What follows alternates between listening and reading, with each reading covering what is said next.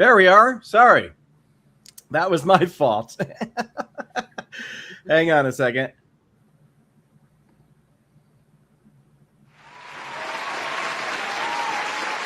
There we go. I apologize. I had a couple of different things on mute, and one of them was not muted. Welcome. Wow, what a way to start the season finale of House of the Dragon here on CinemaGope on the YouTubes. I'm Ben, that's Bobek, and joined with us is our very special guest that we got to give a major cheers to, Ash D420, our first, biggest, and for a long time only fan of this show. Welcome, Ash T. Thank you so much. Thank you, guys. I'm literally honored to be here. This is awesome. I love the show. You guys know I love everything Game of Thrones. So, yeah. And I have a lot to say on this one. Good. And that's why I really wanted to have you on instead of, because you have such great input. I didn't just want to get, the chat messages, even though you risk losing a viewer to have a guest. But either way, the honor is all ours. Let's get into it. So what we always do is overall thoughts. We'll let Ash D go first. Overall thoughts of the episode, and then obviously at the end, we'll talk about the season. Let's see. Wow, the overall episode? Honestly, just overall thoughts on what you thought of it. To be quite honest, and that might be a hot take, I liked it. I liked, the battle and stuff like that. But as season finales go, it was kind of boring. It sucked. The ending part was good, but getting up to it, I just felt like there was a lot of just for a season finale. I was just like, there could have done so much more. I mean, I guess I expected more because the last season finales, besides obviously the strike, the one that we're supposed to get was the opening of this season, which was amazing, and that would have been a great season finale. And then the finale before that, and everything, it was just so much more, I don't know, thrilling, I guess. I don't know how to explain it, but yeah. And then, so I just felt a little let down, but I did love it. There was a lot of good scenes, especially, obviously, the Aegon and Aemon scenes, I'm sure we'll get to later. And yeah, and I like the battle at the end. I thought that was really well done. Yeah, I'll go next just because I pretty much agree with Ashley here. They wasted so much fucking time at the beginning of this episode, man. It should have hit the ground running and shown where that money went per episode for the budget of this show. Instead, they wait till there's 15 minutes left and they give us a banger of a battle. But man, they just gave us more. Couldn't we have gotten Alice Rivers' backstory 3 or 4 episodes ago? Did we need a monologue of that? I know it's going somewhere, but season finales should be 10% setting up the next season and 90% closing out the one that they're actually in. Because you never know what's going to happen. There may be no tomorrow. Earth may explode, and then we'll never know. So I think they should have spent more time with I really grown to like Aegon this year, Daron this year. Rhaenyra is going completely fucking mad, which I didn't want them to cut anything from her. I really love that stuff, and we'll get into it. Obviously, Aegon and Aemon, that was a great scene, but then we never see him again. So, and again, another setup. Battle was great. Caraxes, fucking banger. Roddy, MVP. We'll get into Roddy at a certain point, but I'm kind of with Ash G. I think it was a 7. It's I wanted a little bit more. It started out slow again. It's almost like the showrunners feel like they need these things to be so sophisticated and quiet and show somebody eating and perfectly wiping each side of the mouth off with their cloth napkin. It's no, go. Let's get going here. Let's pick up the pace, guys. But yeah, anyway, Bobek. Yeah, I mean, I was glad that we got some Tumbleton action. I've been looking forward to it for the longest time. And so it was good to see some of that going down. I was a little confused about the timing of Helena because I thought that's supposed to be the very end of the whole everything. and they kind of front loaded it here. So I don't know if that's going to be a slow burn because that's the beginning of the end of Rhaenyra and the people, rising up against her. So I'm like, are we going to open the season 4 with that? Because I don't know. I don't get the pacing on that. I was really kind of looking forward to seeing Hugh also turn, but I guess maybe they're saving that for the second Battle of Tumbleton. It was hilarious just to see Ulf just being such a goof. He's just such a random goof, dude, and you could see him turning. Like you could just see evil Ulf coming out, and when he just turned on everybody, he's gone rogue. He was basically like the sheep stealer at the Battle of the Gullet. Now we've got Ulf just roasting everybody, both sides, just being crazy. It was a lot of good. He's pretty much turning all season. Turning all season, yeah. But there's a lot of just I feel like maybe some of the acting is a little. It's funny for me to watch a comedy now because like this season, Damon is a comic character. He's delivering all these punchlines and just everything with Aegon II and like Glarus Clubfoot and all them. They've been just complete slapstick. I mean, it's like I thought Night of the Seven Kingdoms was the comedy one, and like now this is all supposed to be funny all the time. I mean, I guess it's almost feels like in this story the adults have left the building, and like Damon is the closest thing that they can come to for like the elder statesman. Literally, the adult died. He literally left the building. He was like the only one that had his shit together was Viserys. Like everybody else has been a hot mess since. Oh my goodness, yeah. And so now it's like, oh great. Yeah, Damon, but like a typical boomer, he left it in shambles for his for the next generation. Yeah, absolutely, dude. In his defense, he thought it was all settled. He was like, yo, this is like, she's the queen. Like, you guys are good. Like, everybody's going to be peaceful now. I'm going to die. There's a lot of rumors that dinner scene at the end of season 1 was in his head. Have you heard anything about that? There's people saying that, like, when Viserys sees that dinner and everybody kind of come together, that it didn't actually turn out the way he thought it did. So he's like an unreliable narrator. It's not confirmed, but there's people kind of coping like that may be a thing, but that's never been confirmed. So we can't really count it. Plus a lot of crazy shit happened at that dinner. So it's not like everything went perfect, but right. That is true. Anyway, just a normal family dinner in the palace. Yeah, pretty much. Oh, I need to go back to the greatness of season 1. That did make me fall in love with Chase, that scene where he dances with Helena. That was really sweet. Yeah. So I hope it's real because that was like showed his real character and how he really deserved to be king, even though unfortunately it's not going to happen. Let's jump into the chat here. Welcome to the Rumble. What a great finale. I was into it. Better than last year. I would agree with that. But definitely last year's wasn't a finale. It was just an ending of an episode. Better than the last episode of last season or the finale that was the beginning of this season, Yeah. So the Grim Wolf is apparently my husband. Your husband, yeah. Hi, babe. And that's my best friend and cousin Jasmine. Hi, Jazz. Hey, I think Jasmine said something else here. Oh, that's her son. That must be her son, my nephew. Well, I appreciate you. Thanks for bringing the people in. That's awesome. Hey everyone. Hey Josh. I watched this episode with Josh last night.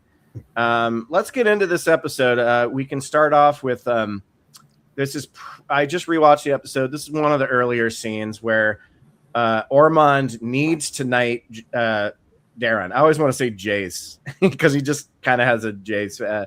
So Ormond needs to knight him on the off chance that by the end of this battle, he somehow becomes king, which is never going to happen. But so he knights him. And then, where does it go from there, Bobek?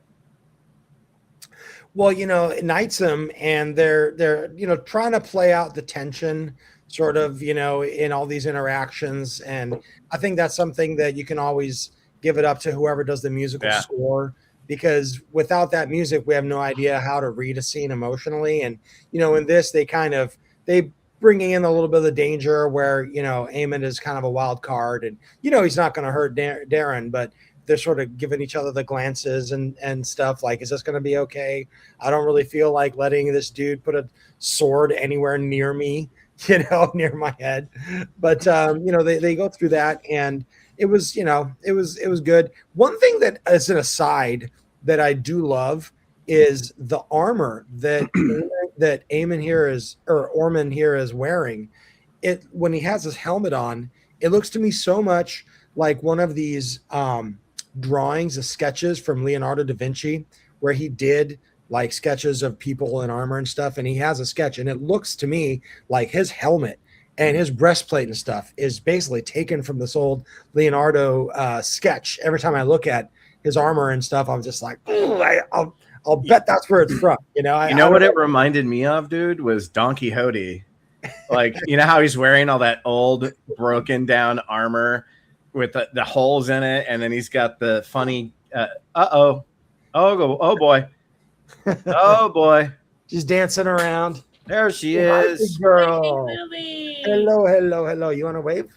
Hey, Lily. Hi. What's happening, lady? Say hi. Everybody wants to say hello to you. Did you wave? Oh, okay. We got to wave in.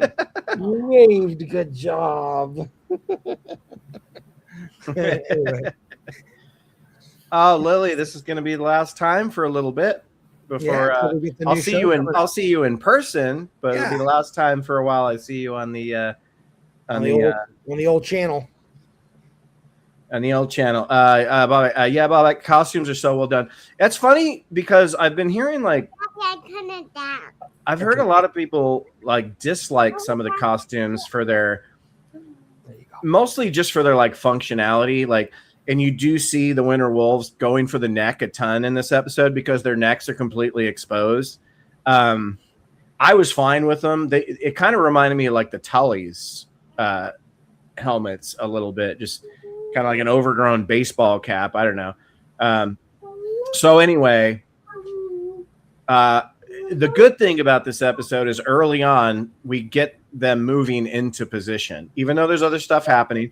I couldn't get a whole lot of photos for this one. They just didn't release a whole bunch. So I don't want to talk over certain scenes, but obviously we have, I always forget her name, but I just call her the White Worm because that's who she's known as. Hey, look at those. You don't need glasses. Hey, what is that nonsense? They don't actually have lenses. Okay.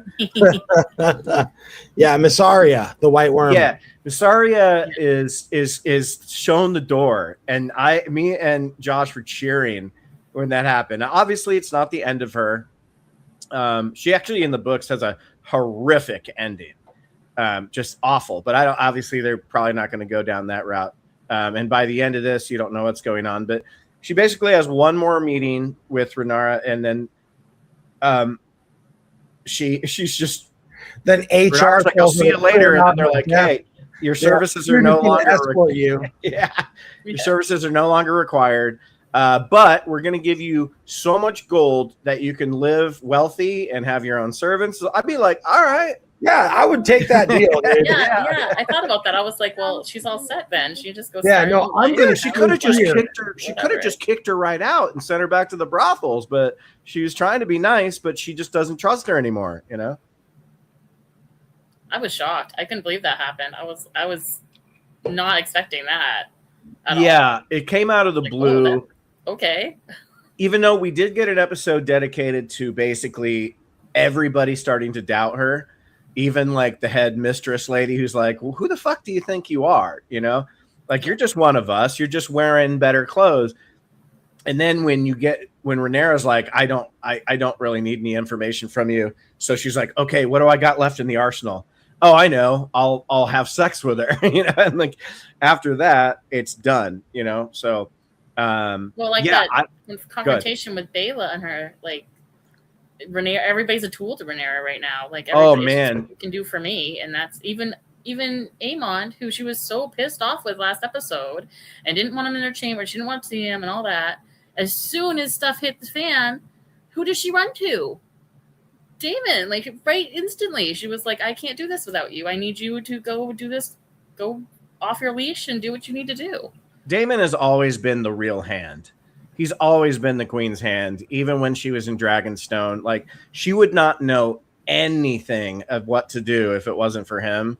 But I love how this episode, nobody, like, she's pissing off everybody, and everyone's just flat out saying it to her, you know? I mean, it doesn't kill that she, like, I mean, it doesn't help that she killed the High Septon in this episode, which is insane. Yeah, and then gave a horrible speech. Like, Dude. okay, I'm going to speak Valerian to people who don't understand it, and that's going to be my justification for basically killing the Pope. Or I like, think what, yeah, That's no, what it I is. thought. It's That's killing. what I thought, It's too. killing the Pope in front of a bunch of Catholics. Yeah, that's the exactly. Vatican Yeah. City. Yeah, In yeah. the Vatican City. Yeah. In St. Peter's Cathedral as he's giving mass, you know, like just, Yes, and having Alan do it of all people. Yeah. Yeah, that was messed up. He is. His head is gigantic. It's about to explode with power. That guy, like, he's basically like, you know, whatever. You know, Corlys is. Yeah, he's my dad. I'm his successor. I'm in charge. Like, he turned quick, man. I think we're actually seeing who he really is here. I don't think he's getting hungry with power. I think this was always his goal, and now he's just stretching it, you know? What do you guys think? It's crazy because, like, the boat, like, he went so far to get him and save him for the boat and looked for him, and you really thought, like, they had this father-son moment and they bonded, and it was, you know, and then he turns, like you said, he turns so quickly into, like, He needed well, him. He not needed my him. problem. He needed him, and remember, Corlys was the absentee father, so Alan probably felt like he was owed this, and this, you know. So of course he's going to look for him after the gullet because he needs him, and he's been moving himself up with Rhaenyra by not going crazy like Corlys did, where, you know, like, all your sons are bastards, you know, and all that stuff, you know. So yeah, before we get to that scene at the Citadel, what do we think about Gwain's play here? He's got this, like, triple threat play going on. What do you think, Bobak? well, he's desperate, you know. He's not the strategist. You know, you've got Ormond, he's the strategist. Gawain, literally King Arthur, Gawain was the romantic knight. You know, that's basically Gawain. He's like, I'm going to be chivalrous and stuff. And he saw that doesn't actually work out with Kristen Cole pushing, you know, the limits of all this honor code and, like, you know, I swore my allegiance and blah, blah, blah. And so he's like, wow, the thing that I was good at, I see as BS. It's leading me the wrong path. And he's so nihilistic. He's just a rat in a cage at this point, desperate to pull anything. And it probably was the best thing that he could do because, you know, Ormond now at the end is dead. Gawain is pretty much the next in charge. You know, Darren is nowhere to be seen. I don't remember if in the books he dies in the first or the second Battle of Tumbleton. I think it was in the second because he does distinguish himself in the first battle, but we don't see him here. He doesn't do anything. Well, And, he's trying to get to his dragon. yeah, but you know, I believe in the books he actually came in and, you know, turned the tide of the fight or something like that, and, you know, really earned his name, Darren the Daring. Whereas here, it's just his uncle just pulls it out of a hat, I guess, you know. But you know, he's not going to make it through the second battle. He doesn't even get a big glorious death. Like, he's going to be toast, you know.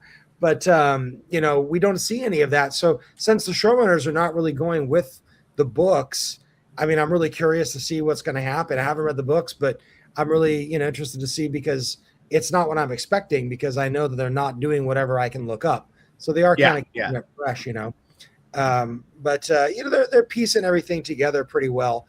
I was going to say, you know, here with Corlys and, you know, Adam, like Alan, Alan, his only thing has ever been, you know, he says it, I'm just doing my duty. And that's all he's ever done is just, that's his motto, his mantra is, I'm just doing my duty, right? And he's been counseling Corlys for like 2 episodes. Like, are you sure you want to go on this warpath right now? Like, do you really think that killing people like is going to make you feel better? You know, like that's not going to help you. And he's had at least 2 conversations with Corlys where he's trying to tell him, hey, listen, you need to back in King's Landing. Like you're out on this like personal thing just to make yourself feel better by killing people. And that's not going to help you, you know, and he hasn't been listened to. So I feel like he's been abandoned from his perspective. His life, Alan, has always been one of abandonment, and he just has to do his job better than everyone else because that's all he has going for him, you know? And I kind of feel like that's what you're seeing here with him sort of throwing Corlys under the bus a little bit, you know, like I am your once and future Lord of the Tides. Yeah. Like he'll lead the house after Corlys is done, you know. But he does the freaking killing, man. Like he does. I mean, we'll get to that, but yeah, the High Septon, dude. So the Gawain plan is basically like go out to the gates, meet with Daemon if possible, and say you can have your hand back. All we ask is that Daeron get what was it they wanted in exchange? They wanted to make him Warden of the South. Yes, the Stark for the Warden of the North. Yeah. Because you've got basically unconquered Dorne, which is like Spain, you know, and so Dorne is always been unconquered. Like the original Aemon the First, the Conqueror, was not Aegon. God, these names. Aegon the Conqueror was not able to take out Dorne. There was a whole story that Ormond told, like last episode or whatever, about the queen who saved Dorne from being conquered. And so they're always there. You know, there's more than 7 kingdoms. I think it's 9 or 11 or whatever. And so, you know, the idea is that let him be the Warden of the South. Let Old Town have its independence. Let them sort of, you know, bend the knee, but leave them alone, you know. Sort of like and I love that Daemon just bends over and takes a big steamy shit right over this this deal and says, "Look, we're taking Corlys. He's now our prisoner. Yeah, and fuck your guy getting any sort of lordship or whatever. You can die right here, or you can die behind those walls. But we're coming in to get you." I loved it. Even though it's really dumb, it's dumb of. I don't think it's dumb of Daemon to do this because he's already been duped by Ormond, who said, "Yes, we bend the knee to you," and that was a lie. And then you had the fake Daeron in there, so there's no reason why Daemon should believe any of this crap. But he by sending him, who just wanted to go in there and kill people anyway. I love when he's just like, if anybody else tries to come out here and give us a deal, you're going to be at the tip of my fucking horse when we come in here. Dude, we haven't even got to the human shields yet. Like Ormond with the strategy guy, this guy, he's definitely kids. That was messed up. I mean, like, it's brilliant, but it's messed up. It's really messed up, man. Let's get behind the 4-foot wall. But it's funny because, like, who in the blacks would really care? Like, and even Daemon, like, I know that Rhaenyra said, go out there and represent me and, like, you know, try to spare who you can. But Daemon didn't care. There's a scene where he's like, those kids that wouldn't move out of the way from the door. Yeah, and then he says to Kara, his battle plan? When they found out that that's what he was planning to do, didn't they change it up a bit? Yeah, a little bit. Yeah. Like, because the kids did run away. They were able to run. Yeah, most of them ran away, and they even show like when Daemon, the 2 kids, those kids got hit by those flames, man. And he goes, and if you look, you see them at the point the fire's coming in. No, I see it running into the side gate. The last 2 kids. Yeah, and so they kind of left it open that maybe we paused it last night. Those little kids were about to jump off, but that flame. It got taking them, dude. Yeah, no, for sure. They're done. Yeah, they're done. Well, I mean, like, you wait last minute to move when there's a dragon in your face. Like, who are you dying for? Like, well, these kids are they're they don't know. Paralyzed with fear. They couldn't move. Dude, and then Pete the Pate, he's just up there on the ramparts. That little kid's like, Oh man, Roddy. I was like, Yeah. how stupid are you? I'd be like Dude. cowering, pretending I don't exist. Roddy Yeah, just exactly. Roddy doesn't even like Roddy he the doesn't- Ruin. Sorry, not Pete the Pate. Roddy the Ruin. No, Roddy just goes like, you play battle games, you win battle prizes, kid. It just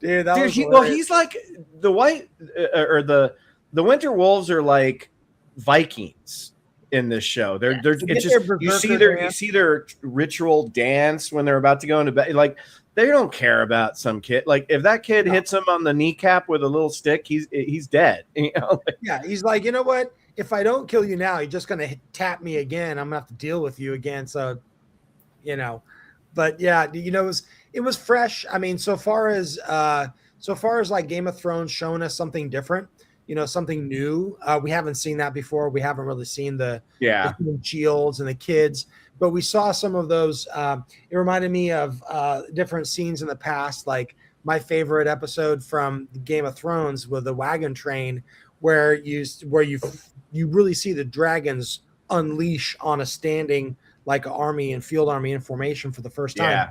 And it shows like where the commander's like, hold the line. And the one guy's just shaking, behind his armor. And, we've seen parts where people are pissing and shitting themselves. And so now we saw all that with the kids. They went down the line. You got the one that's shaking, the one that's pissing, the one that's vomiting, Dude, that was so sad, man. It was, Yeah. And if this was to Game of watch. Thrones in its prime, like 10 years ago, there would have been way more kid deaths. Like way more. Oh, yeah. battle mace, like Kids would have been walking around limbless, dude. I want to check in with the chat real quick. Protein says Gwaine was way too confident. He spelled He too was. wrong. Yeah, that was the thing. But like Bobak said, it was his only card to play. I mean, he could have just gone out there. They could have took Ormond out a while ago, like a couple episodes ago. They could have just like, while he was puking everywhere, they could just like, see ya. Yeah. Bye. And then Daeron's king or whatever lord or whatever. Ormond is the most vulnerable fucking character. The funniest. Oh my god! It's a comedy at this point. This is just a comedy. I love it when you see Gwaine and Daeron talking and they look over the ridge and like Ormond's getting like his leg looked at. He's like, "Get the fuck out of me!" Let's see. Most of the time, getting ready, looking for Ulf. Yeah. Oh my goodness.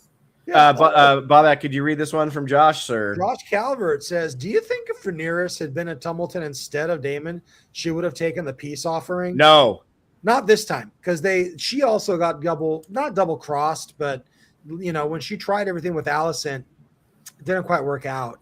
So I think at this point they're just out for blood because they're so weak. Their position is so weak. I think the decision that Rhaenyra would have made would have been 10 times more reckless and it doesn't really, at the end of the day, Ulf comes out and just fucks the whole thing up. So it wouldn't have mattered what decision they made out there because Ulf's drunk ass just pulls a fucking Daenerys and just fucking kills everybody anyway. But yeah, I think Rhaenyra's would have been worse. Like Daemon, nothing mattered. He had a job to do. It didn't matter what they told him. Rhaenyra would have made some kind of weird speech, with her weird red eyeshadow dripping down in this episode. Who got worse mascara? Her or friggin' what's her name? Black Alley, dude. Like, come on.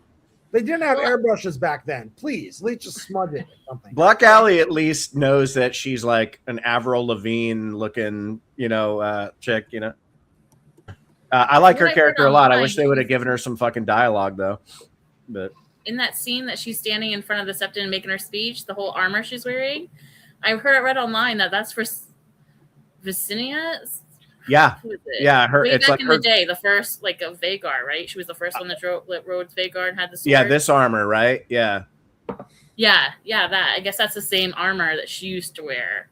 Yeah, I she's heard going that to too. battles Like, and stuff. I guess there was a scene, like a deleted scene, where she's pulling it out, so you can actually see that that's whose armor it was. Yeah, she wanted to look imposing and like it represents this stronger, like Targaryen woman or whatever.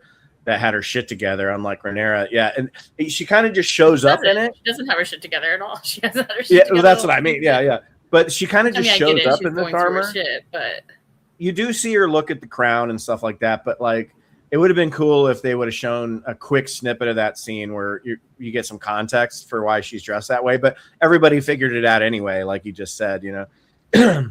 So, I want to say hi to the Comic Relief Crusader. What's up, dude? Haven't seen you in a while.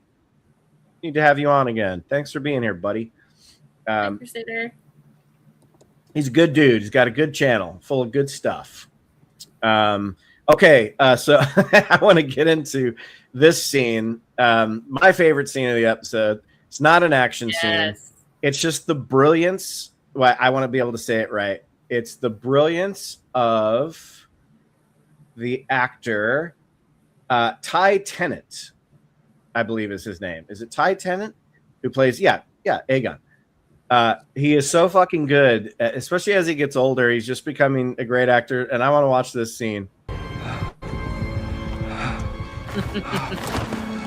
I'm gonna have to skip through maybe a second of it, but I love it. Do you guys love how Sunfire comes crashing into there? Because remember, he can barely fly at this point. He's still like super fucked up, and he just basically in, you know, slide and smash foot limping up, dude. He could barely even get up. Like when he just like boom, he just like falls into the place, and that's when like, you know, that's belly when flops. Just it's basically like a big belly flop, and it takes a while for his head to come up, and then you see, look at me, and then you see Aegon like stumbling over there. Even Aegon's like he walks that like. look at his foot. He's all club foot there, dude. They're hilarious. Both of these guys are so fucked up. This is my favorite scene of the whole episode. I Same died here. laughing. Same here. You are dead.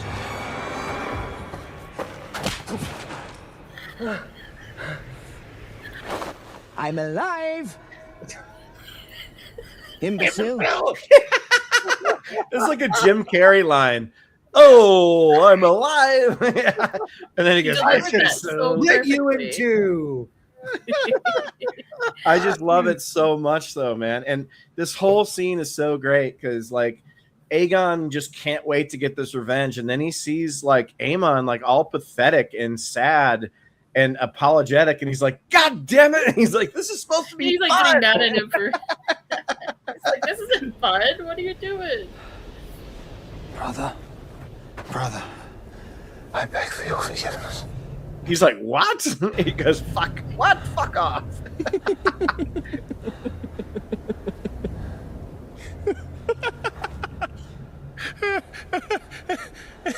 Forgiveness. I should split you in half. Yeah, it's so good. It's so good. Even Mitchell was this like, season, the best thing I could say about this season is it reversed me on so many characters I liked, I don't like, and characters I didn't like, I now kind of like. You know, it did a great job as far as that goes.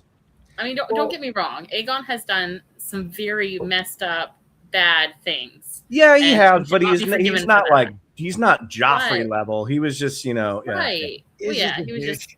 But now he's like jerk. He's like had his character arc, and he's on his way back up. You know, as a different person. Has still a douchebag. Redemption. Yeah, it's like he's like trying to do better. You can see it. He wants to do better. Like he's finally becoming the king he was actually meant to be, instead of that little shithead back then that was like, whatever, I'm just gonna do what my mommy and then my grandpa tells me. Like yeah, like, as long this as is actually my throne. This is my kingdom.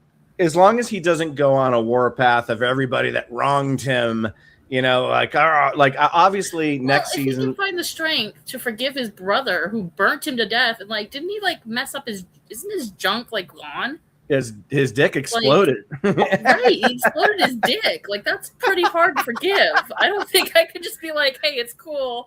No, I agree. Off, but we're good. Like, well, he doesn't forgive him here. He says, "Look, if we kill Rhaenyra and I become king, maybe I'll think about forgiving you." And that's fine. I totally get that. Like, yeah, I don't blame him one bit.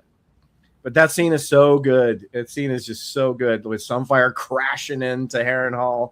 So funny. We haven't talked about Alice Rivers' monologue, which is very important and very well acted, and it does reveal a lot. Bobak, you don't think it was well acted? I hated that whole scene. No, I didn't like the scene either. I brought up earlier I didn't want it to be there, but the thing where it's like I'm gonna have this big revealing conversation where I expose myself intimately, and I'm not even gonna make eye contact with you. I'm gonna speak to the wall, and you're gonna be behind me. I'm just like, can we? Like, I couldn't forgive a dick explosion. I'm sorry. I just that's what I'm saying. But the whole thing where she's speaking about herself in the third person. Ding dong, ding. Sorry, it was just sorry, Bobak. It was just perfect. Let me tell you a story of a little girl. I was like, no, come on, this is bad. Well, I think it was such obvious exposition for Harrenhal, like, oh, here's the curse here. I thought they were going somewhere with it that she was she's 100 years old. Yeah, she's 100 years old. I thought she was going to have alone. Yeah. But we already that's what I mean. I said earlier that scene should have been 3 episodes ago. Or even last episode, but like she's like there with the mom, and he's trying to get him away from his mom. I'm like, she's gonna, and then maybe even at the end when he goes in there and she's like, "You're stupid," and like we could have seen the recovery, the last scene of her that giving that little month. I don't know, but anywhere besides here, I just was like, okay, bitch, we had enough of you. Like I loved it when Aegon like pointed and was like, "Shush, who are you?" And Aemon finally is like, "She's my betrothed." Like that's the moment where he's like, "Oh, this is," he's like, claim it. And I'm like, dude, I'm sorry. At this point, when your own mother just tried to murder you, like I don't care if this is your brother who already tried. Like I wouldn't trust anybody. I'd be knifing anyone who came anywhere near me at that point. Because where is this like redemption now? I'm so sorry coming from, because I haven't seen anywhere in his little fever dream shit. Like he had a little dream about it where he heard his brother's voice like right before, and then he walks out and he sees him and he's like, but he had that little. There wasn't like one little word. It was like no, right. It wasn't like it was like they had a whole conversation, or it wasn't like when Daemon went through that same thing with Rhaenyra and like her pass out, but that was like a whole episode of like the redemption, and like when he came out of it, he's like, "Oh, I need to be by her side and I need to be her king and whatever." So it's like Harrenhal was something. Harrenhal was presented very different in season 2 than it was this season. There wasn't a lot of Alice Rivers. She was there, but we didn't even know if she was there. Remember, Bobak? Yeah, we kept going like, is she actually there? I liked her better that way. And I liked her better when she was just emoting. Well, was she only there? She's 100 years old, and she's like Missandra. Like, but there was episodes where you can tell like she was in the room, but who else can see her? And then there was one episode where somebody clearly was talking to her. So then people were like, well, maybe certain people can see her if she wants them to. But I liked last season better, the portrayal of Harrenhal, where it was kind of like, even though I wish Daemon didn't get sent there for like half the season to just trip out on acid. Just tripping on acid the whole time.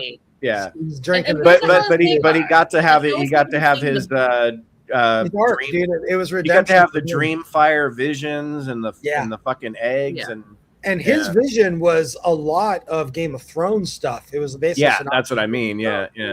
So that was a good payoff for there. But you just lingering a little too long. Dude, I have 2 questions about this image that you have here.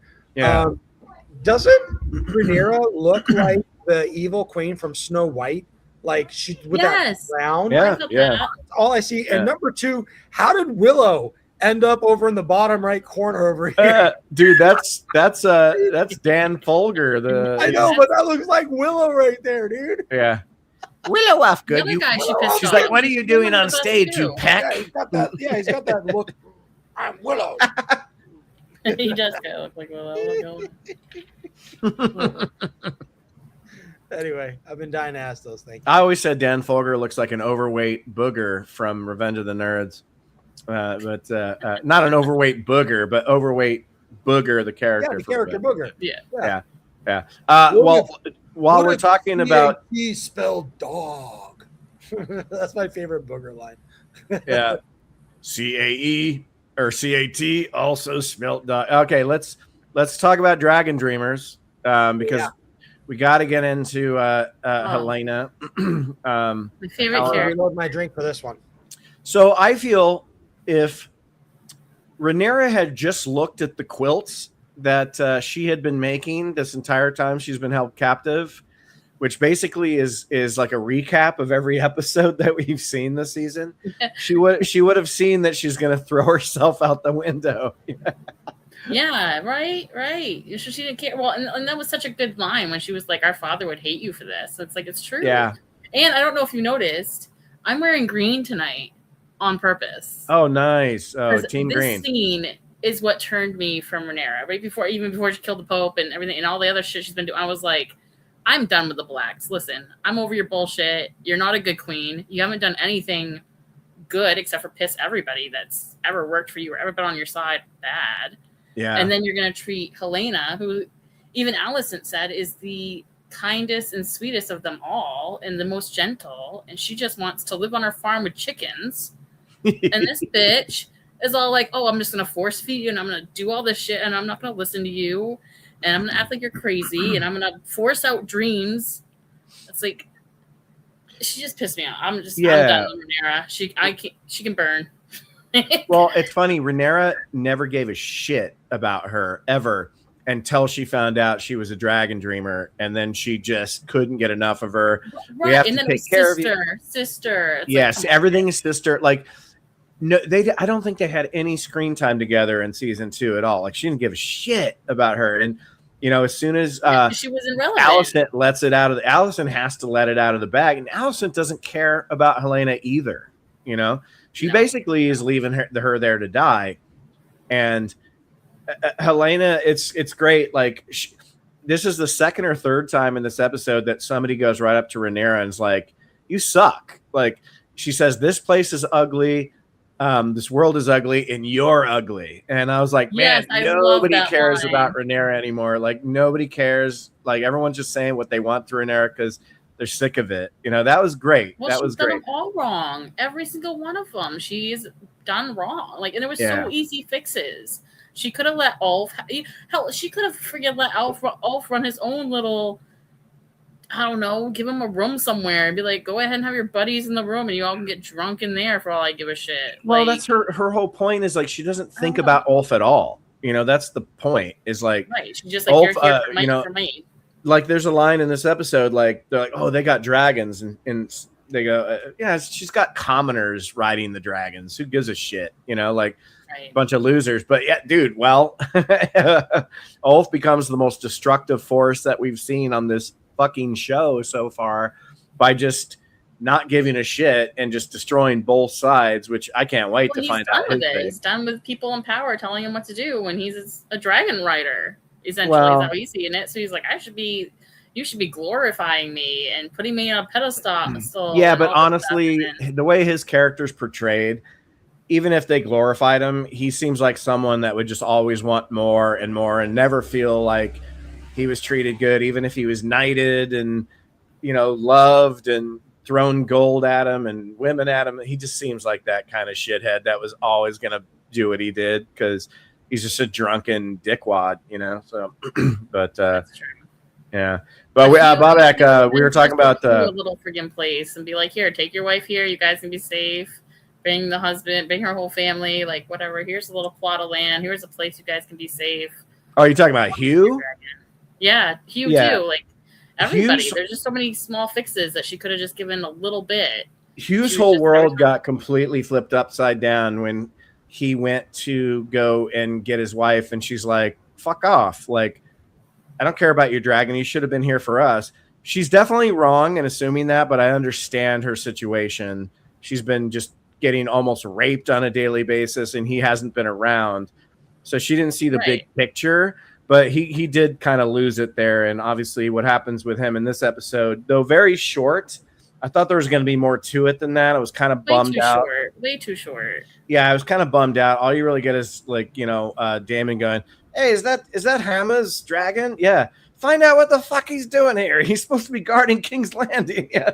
And then you just see him walking down as a troop or whatever. But we'll get to that. But Bobak, any more on Helena? And I think he walked away right when we brought her up. So, Well, like what you guys were saying, I mean, at the very end of this, after Helena is dead, then Rhaenyra starts looking at the tapestry. yeah, Then it's like I don't know how to say it, the Bayonne tapestry that shows William the Conqueror, and it was like knit by a noble woman, woven, whatever. This is the thing that I could learn a lot from these tapestries. Like with Helena, she doesn't understand. She's more of an artistic type. So she can draw you a picture, but she's not going to be able to explain what her visions mean.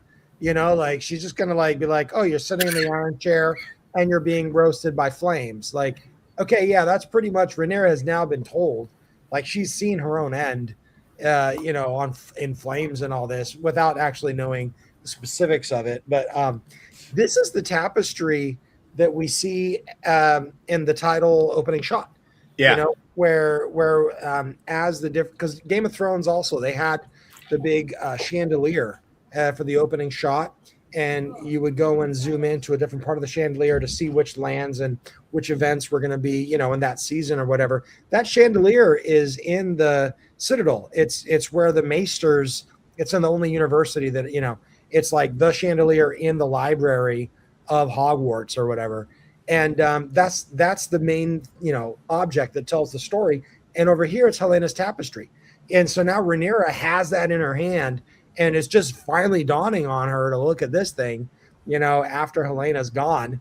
But it's, I don't get like I said before, I don't get the timing. I don't understand the pace, because I think that from when Helena and Alicent are killed and Helena commits suicide, people are already ready to rebel, and they rise up at that moment, I believe. And that's what chases Rhaenyra. She has to sell her crown for a ride to Dragonstone, but already you've got Aegon waiting for her, and none of that has been set up. So I don't understand that Helena would die now. I don't know. We'll see what they do with it. Yeah, I thought that was more something they would do in the opening episode of next season. Yeah, or like something, maybe next, you know or like towards the end, like midway through the end, but I don't know. They're doing right, or Yeah, I agree with you guys. They wanted to end it on a holy shit moment, I guess. But I thought, and really quickly, quick tangent, what the show does so amazing, did it in this episode. The music, like when the Tumbleton battle ends, the music just kicks in, and it's so good. The show does production value like no TV does. Like, it's incredible. Like, again, the final battle, we'll talk about it. The dragons, the color grading, like the way the dragons are incorporated into the shots by just completely making sure that the color of the dragons matches the color of the environments. It's just fucking insanely great as far as production. It immerses you into that world. Like, you really think, and it's not just, just me or just you guys. So, like, I watch a lot of YouTube reactors and stuff like that, especially the shows I love, which this is one of them. And I watch a lot of them, and a lot of them have the same reaction we all did when the dragons fought. And it's so real that you really fall in love with these, like imaginary creatures that aren't even real. They're green screened, CGI, whatever they're doing with it. But you love them more than the humans. You feel for them so much. It's like, you just want all the people to die and the dragons to take over. Yes. When people say, what side are you on? I always say the dragons, the dragon side. Yeah, absolutely. Yeah. Good point. Good point. Okay. Well, let's get into the battle, because we've done, I think we've done all the legwork of all the people talking in rooms bits. I couldn't get a lot of photos from the battle, but luckily I did get this, which is one of the coolest things. Before we go into the battle, though, where is Vhagar? How is nobody seen? Yeah, no Vhagar since episode. Giant dragon in the world. Like, no Vhagar since episode 2. I would have rather seen Vhagar at the end show up at Tumbleton, or not Harrenhal, than to watch Helena jump out of a window this season. Like, that's what we wanted for like an epic, like, where's Vhagar? That actually would have been really cool if, like, the ending was like Aegon and Aemon's like, hey, well, they're not like buddy yet, but like they're just kind of talking in the aftermath of that one conversation, and then like Sunfire goes, you know, and you just turn and like Vagar comes like just crashing down. Like that would have been cool, but for some reason they want Vagar's whereabouts to be very ambiguous since episode 2, and that's fine, I guess, but it's like the coolest dragon, you know. You got to show that sucker. Yeah, or somebody would have seen something at some point. You think somebody would be well, you hear people talking like everybody's like, no, not at all. I think you hear people talking like, well, Vagar just destroyed such and such. Didn't we get a couple of ramblings of that, Bobek? Yeah, we did, right? Yeah, it's off because Vagar is the dragon that is way more thinking for himself, always, or herself, always has been. I mean, killed the prince and at the end of the first season because he wanted to kill that dragon, not necessarily the rider. So Vagar can totally just be on his or her, I think it's a her, own. Vagar's, she. Yeah. And, you know, so far as I know in the books, this whole time that we're seeing all this like made up stuff with Alicent and Alice and all that with Aemond. I think in the books, Aemond is on Vagar, and they're out there doing what Vagar's doing, terrorizing the Riverlands, just burning down villages, roasting people and stuff. And Daemon, he's not at Tumbleton. Daemon is looking for him. That's why the dragon seeds and Daron with Tessarion, they're the only dragons at Tumbleton. Like suddenly you've got Axes and Daemon there because I guess he needs the screen time. I don't know. No, because he's a fan favorite. Yeah, but you're right. You're right. Daemon and Alicent are not even in this part. Like they wouldn't even been in the season if they went by the book at all. Yeah, like Daemon's out. Or we would see Daemon pursuing, you know, Aemond and on Vagar and like, oh, he's just across the next ridge or whatever, you know. What are you gonna do when you find him, Daemon? Yeah, no shit. Well, Daemon, but what happens is that because they're looking for each other, that's leading up to their climactic fight when they finally meet over at God's Eye, because Daemon is like pursuing him this whole time, you know. So Jasmine and James, you want to read this one, Ash D? Sure. We love an independent queen. Go Vagar, which is true. She is out there just doing what she wants to do. Being independent. Which they all seem to have to, like, the dragon. That's so funny because I think I remember, wasn't somebody that said something to Rhaenyra way back in the first season where they were like, or was it in Game of Thrones that it was the men of the realm? Men would rather burn the realm than see a woman lead it or something like that.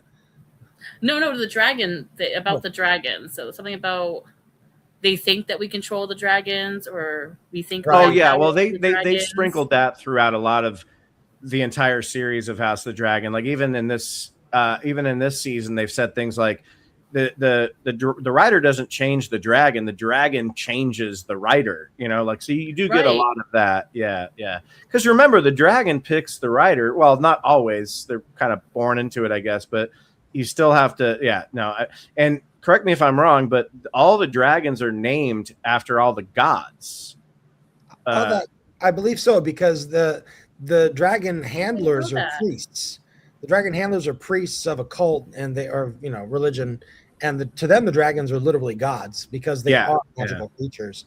Yeah, is that what Rhaenyra meant when she told Alan that we answer to a higher power or higher god than that? Oh yeah, because remember the Targaryens, they don't give a shit about like the Citadel gods. Like there's dragons here. Like, here's something tangible right here. That's what we believe in. You know, fuck what you can't see. You know. Yeah, and they have that rivalry, the Starry Sept. You know, remember the first time that Rhaenyra went to the whatever the guy's name is, the High Septon.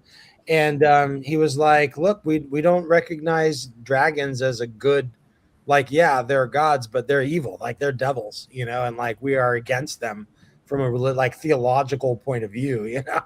Yeah. I mean, that got him knifed, but.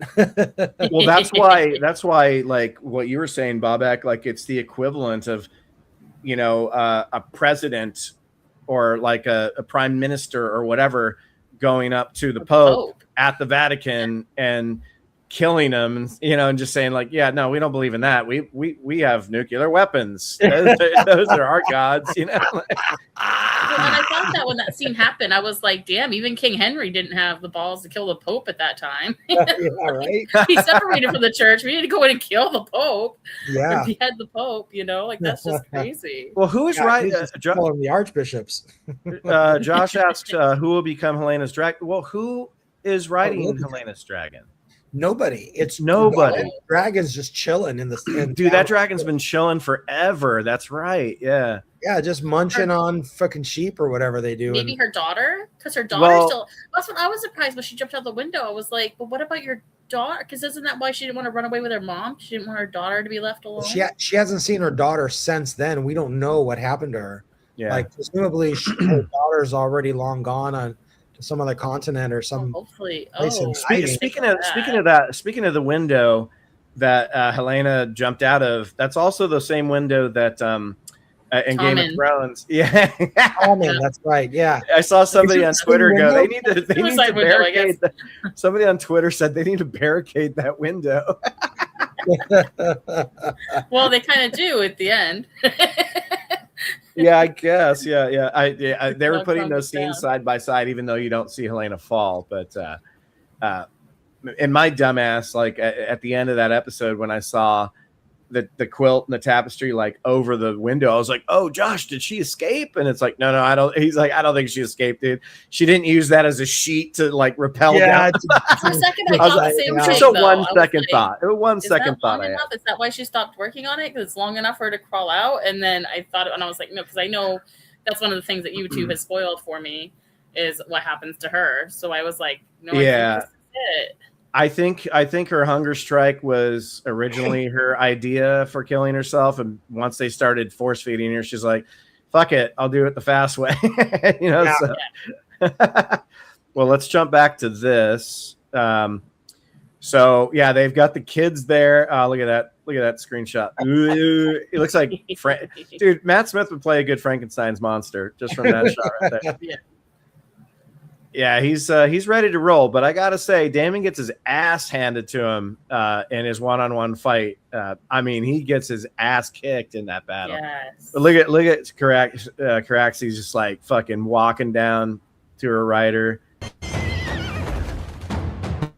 I maybe you guys know this, and maybe I'm stupid for not understanding it, but well, no, I guess the reason that they don't use dragons is because they need Tumbleton. They need to just clear it. They don't want to burn it. Okay. So that's it. Yeah. Right. Yeah. Okay. So yeah, I answered my own question. Never mind. Look at all these shots. So good. So good. God, why couldn't the Odyssey make it look even a tenth this good when they go to Troy? Oh, and I love the ladder. I love that line too from what's his name? Roddy? Did you say his name? Yeah, Roddy. Yeah. Yeah, when he says when he's like, "Will you die for your queen?" He's like, "I've been waiting for this." Yeah, he goes, "I can't wait. I can't wait." He's just and he's nuts, like, man. "Well, open the door, and then you can." And he's like, "Open door, then die." Got it. Yeah.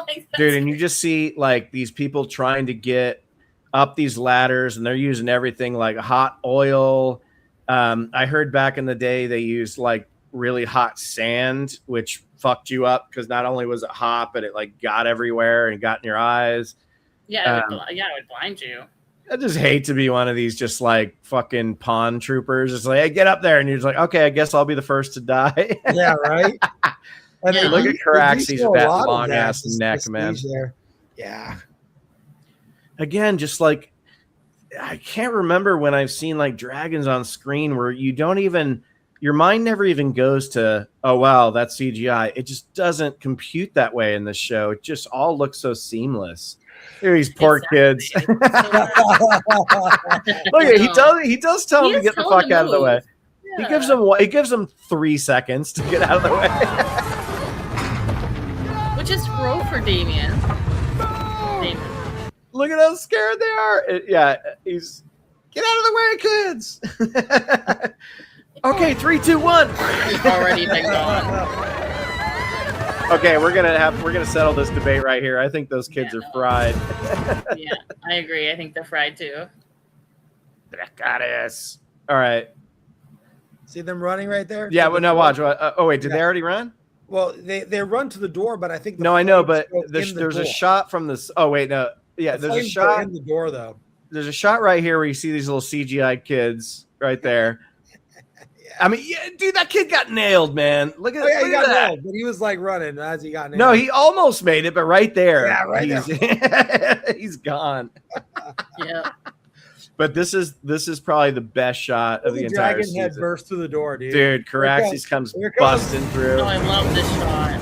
This is going to be in the Universal Studios tour. This is amazing, dude. Oh, god damn, that's cool. Because I wasn't sure if that was going to happen or they were just going to start. You know, they were just going to run through and bust the door. But god damn, that is so epic, man. And I know that word gets tossed around a lot, but this show, you know, despite its faults and sort of slow pacing sometimes, when it wants to bang, dude, it fucking bangs. You know. Yes, I just wish it had done longer. Like, give us more of the battle earlier in the season. Yeah. You know, they gave God, Roddy, what's not his name, Roddy. Yeah, Roddy, right? Roddy. Yeah. Yeah. Tommy Flanagan. Yeah. Yeah, they gave him his awesome, like, the camera's gonna follow you through the battle. You know, he got a couple minutes of that. And I think that the book was like, yeah, you know, he gets his arm cut off, but then he like kills Ormond with the good arm. But dude, Ormond, they just make him into a comic character. Okay. He gets blood on himself when he cuts off Roddy's I want to start. He's gonna vomit, and then he just I want to talk about Ormond before we move on. I knew the vomit would get him eventually. He is the best character. He's the best. He's the best character of this season, especially as he had. So his thing is he had a 1 season arc. He's introduced in this season. He dies in this season. The actor that played him is fantastic. He's like intimidating when he wants to be, and then he's also very slapsticky, goofy, ridiculous. But all the mannerisms and like, you know, you find out in like episode 3 or 4 about his sense of smell, like being really strong. And like, so he has to inhale these fucking things. Not inhale, but you know what I mean? He has like a smell and salt type thing.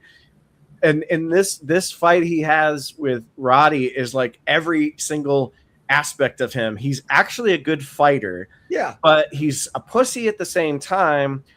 But he's smart, and he has the problem with just blood and smells, and that's ultimately what loses this fight for him. You know, he kind of gets the upper hand here, and but look at how cool this is. Like, you really feel that the people in the background are fighting. They're not just waiting for their cue. They're not just kind of just doing this. Yeah. Like when you see like one guy fight 10 guys, like what are the other 9 guys doing? You know, like, yeah. And then dragon in the background. There's so much going on in these frames. And you know, like Ormond knows that he's fucked at the same time that Roddy knows that he's fucked, but Roddy's been looking forward. Well, Roddy wants to die. That's he's going to Valhalla. He's going. His goal right here is to die. Yeah, we're here to die for the queen, and you know these because they're the berserkers, and you know they're looking forward to a glorious death in battle. And I guess the thing with I guess it's supposed to be a tradition on the North whenever, because the winter isn't every year. It's like the long seasonal changes, and this isn't like a one-off thing where you got the winter wolves. Apparently, it's kind of a tradition. Whenever the winter comes in, all the old men who feel like they're not going to survive through the winter, they decide, you know what? I'm not going to just sit around and eat food. You know, I'm just going to go out. Yeah. You know? But apparently, in the books, these winter wolves, they don't go home for the most part. The survivors, they settle in the South, you know, and some of them they take you know, wives in the Riverlands, and they're just like, we're a burden. We're not going to go back north, no matter what, you know. So those of them that don't die, they're like, okay, cool, I'll start a second life over here. But Roddy got what he wanted. He did. And we got what we wanted because we've been waiting all season for Tommy Flanagan to do something because he looks like a badass. And then they finally gave it to us in this episode. And it was he so just don't satisfying. give a fuck, dude. He just straight up, you know, that kid just ding, that'll show you. And he just turns around and just hacks that kid's face with a hatchet. You're like, hey man, that's a Viking for you, or a berserker, or whatever, know. Yeah, they're not here to spare the women or children. Yeah, And hold down the Ormond fort. was I'll be such back good in a sec. villain. He was so fun, like you said. He was so fun. He was always charismatic on screen. Like even though he was awful, but it was like it was a good awful. It was like when you were like almost when you were watching Joffrey. Like I liked Joffrey as a character in the Game of Thrones. Not obviously, I didn't like what he did. He was awful. He was a terrible villain. But that's the way he delivered it, and the way like every single time he was on screen, you didn't know how he was going to react. You didn't know what he was going to, like you said earlier.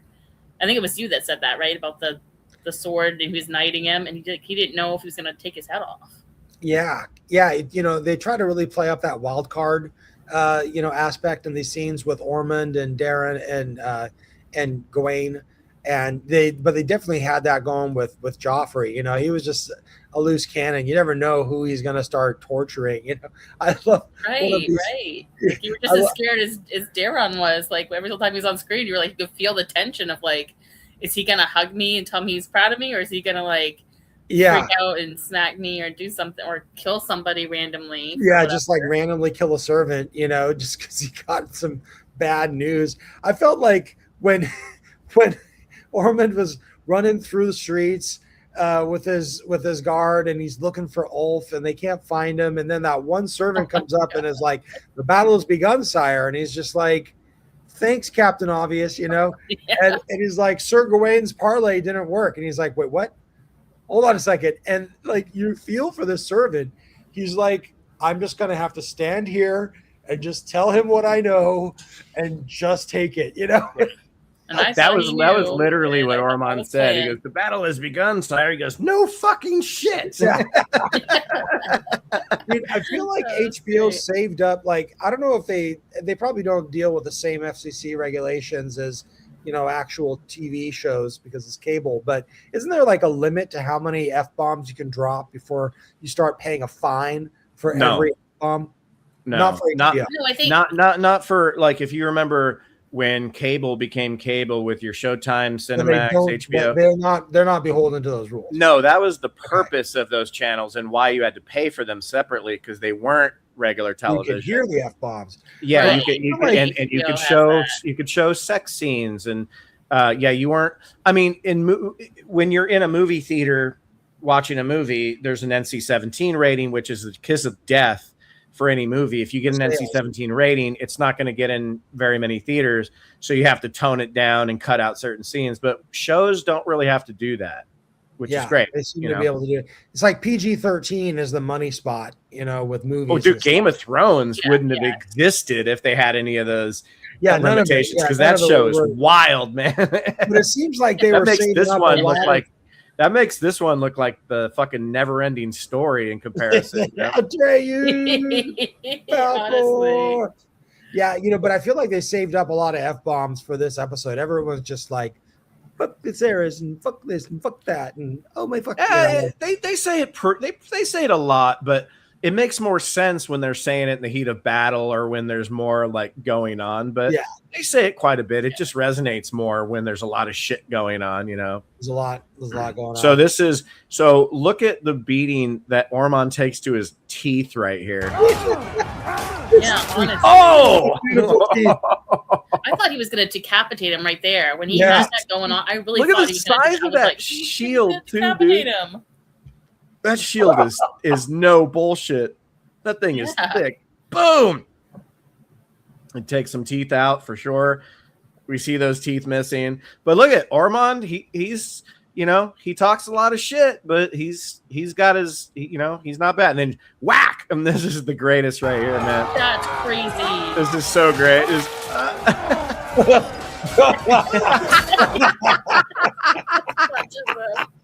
And he's the one that lost his arm. And he's like, dude, he's the one that lost his arm and gains the upper hand because he lost his arm right there. Because I think in the book, doesn't he kill two people right here? He kills Ormond and someone else, I think.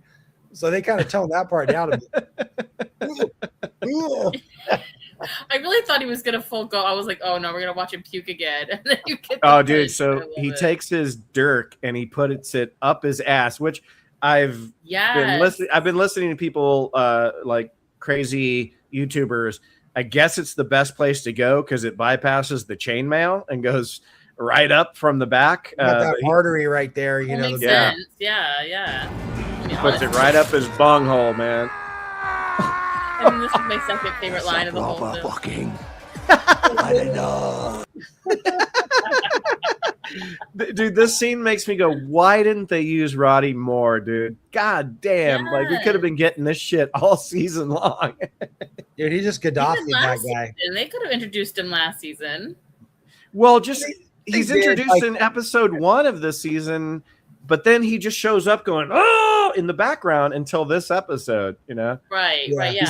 He's at the fish feed where they apparently won a battle, but we don't see the battle, you know? And And actually, they're I all don't just think singing they showed songs. I don't think they showed him when the Winter Wolves were first, because they showed the Winter Wolves marching as a part of that big, not monologue, the montage at the end of 2, right? Yeah, he's standing at the front of that. Okay, so they did have that actor. Yeah, he's Okay. standing at the front of that. Yeah. Right. That's when people are like, Tommy Flanagan, fuck yeah, because he's yeah, been yeah. that But he dude's didn't been a have any Braveheart, lines or any Gladiator, screen time, like really. Sons of now Anarchy. now you have drunk Ulf, who's like, man, He goes, "Fuck you too." yeah. I think the music even cuts out for it. Fuck you too. Look at these two different perspectives of I'm Yeah. about to die. Yeah, he's glorious. He's like, this is the best. I'm gonna die like a dragon rider's death. Like, Yeah, this is dude. great. This is He looks like he's glory. he looks like a kid who's like super hot on a summer day, about to get shot with a fire hydrant outside. Like, yeah, give me some of that I cold was gonna water. say the same things of like the ice cream trucks like just showed up. Yeah, or that. Yeah, or Like, that. yes, ice cream. Just like gimme. And then Ormond's Yeah. like, you fucker. Like, Ormond just made the biggest mistake doing anything with Ulf. What a dumb shit move. Had he met someone like Hugh Hammer, he could have been like, hey, we'll let your wife out of here right now. Maybe you can hook us up, because Hugh probably would have done it too. I don't know. Maybe. I don't know. Maybe not. Yeah, I think he did. would have. Actually, he would have. Yeah, because he he still kind of turned on him. Yeah. You did turn. Yeah. What we didn't see here And the is he wife- turning. And I think the wife would have gone with him if he had the time to go find her and her family, the ones that were still alive, Yeah. and say, "Hey, let's go. You're all gonna die if you don't come with me." She would have gone with him. She wouldn't have been happy, whatever, but she would have gone with him, and he could have gotten her out, and then he could have fucked shit up. But So Josh says Ulf's working on his 4th Idiot. FUI. Flying under the influence.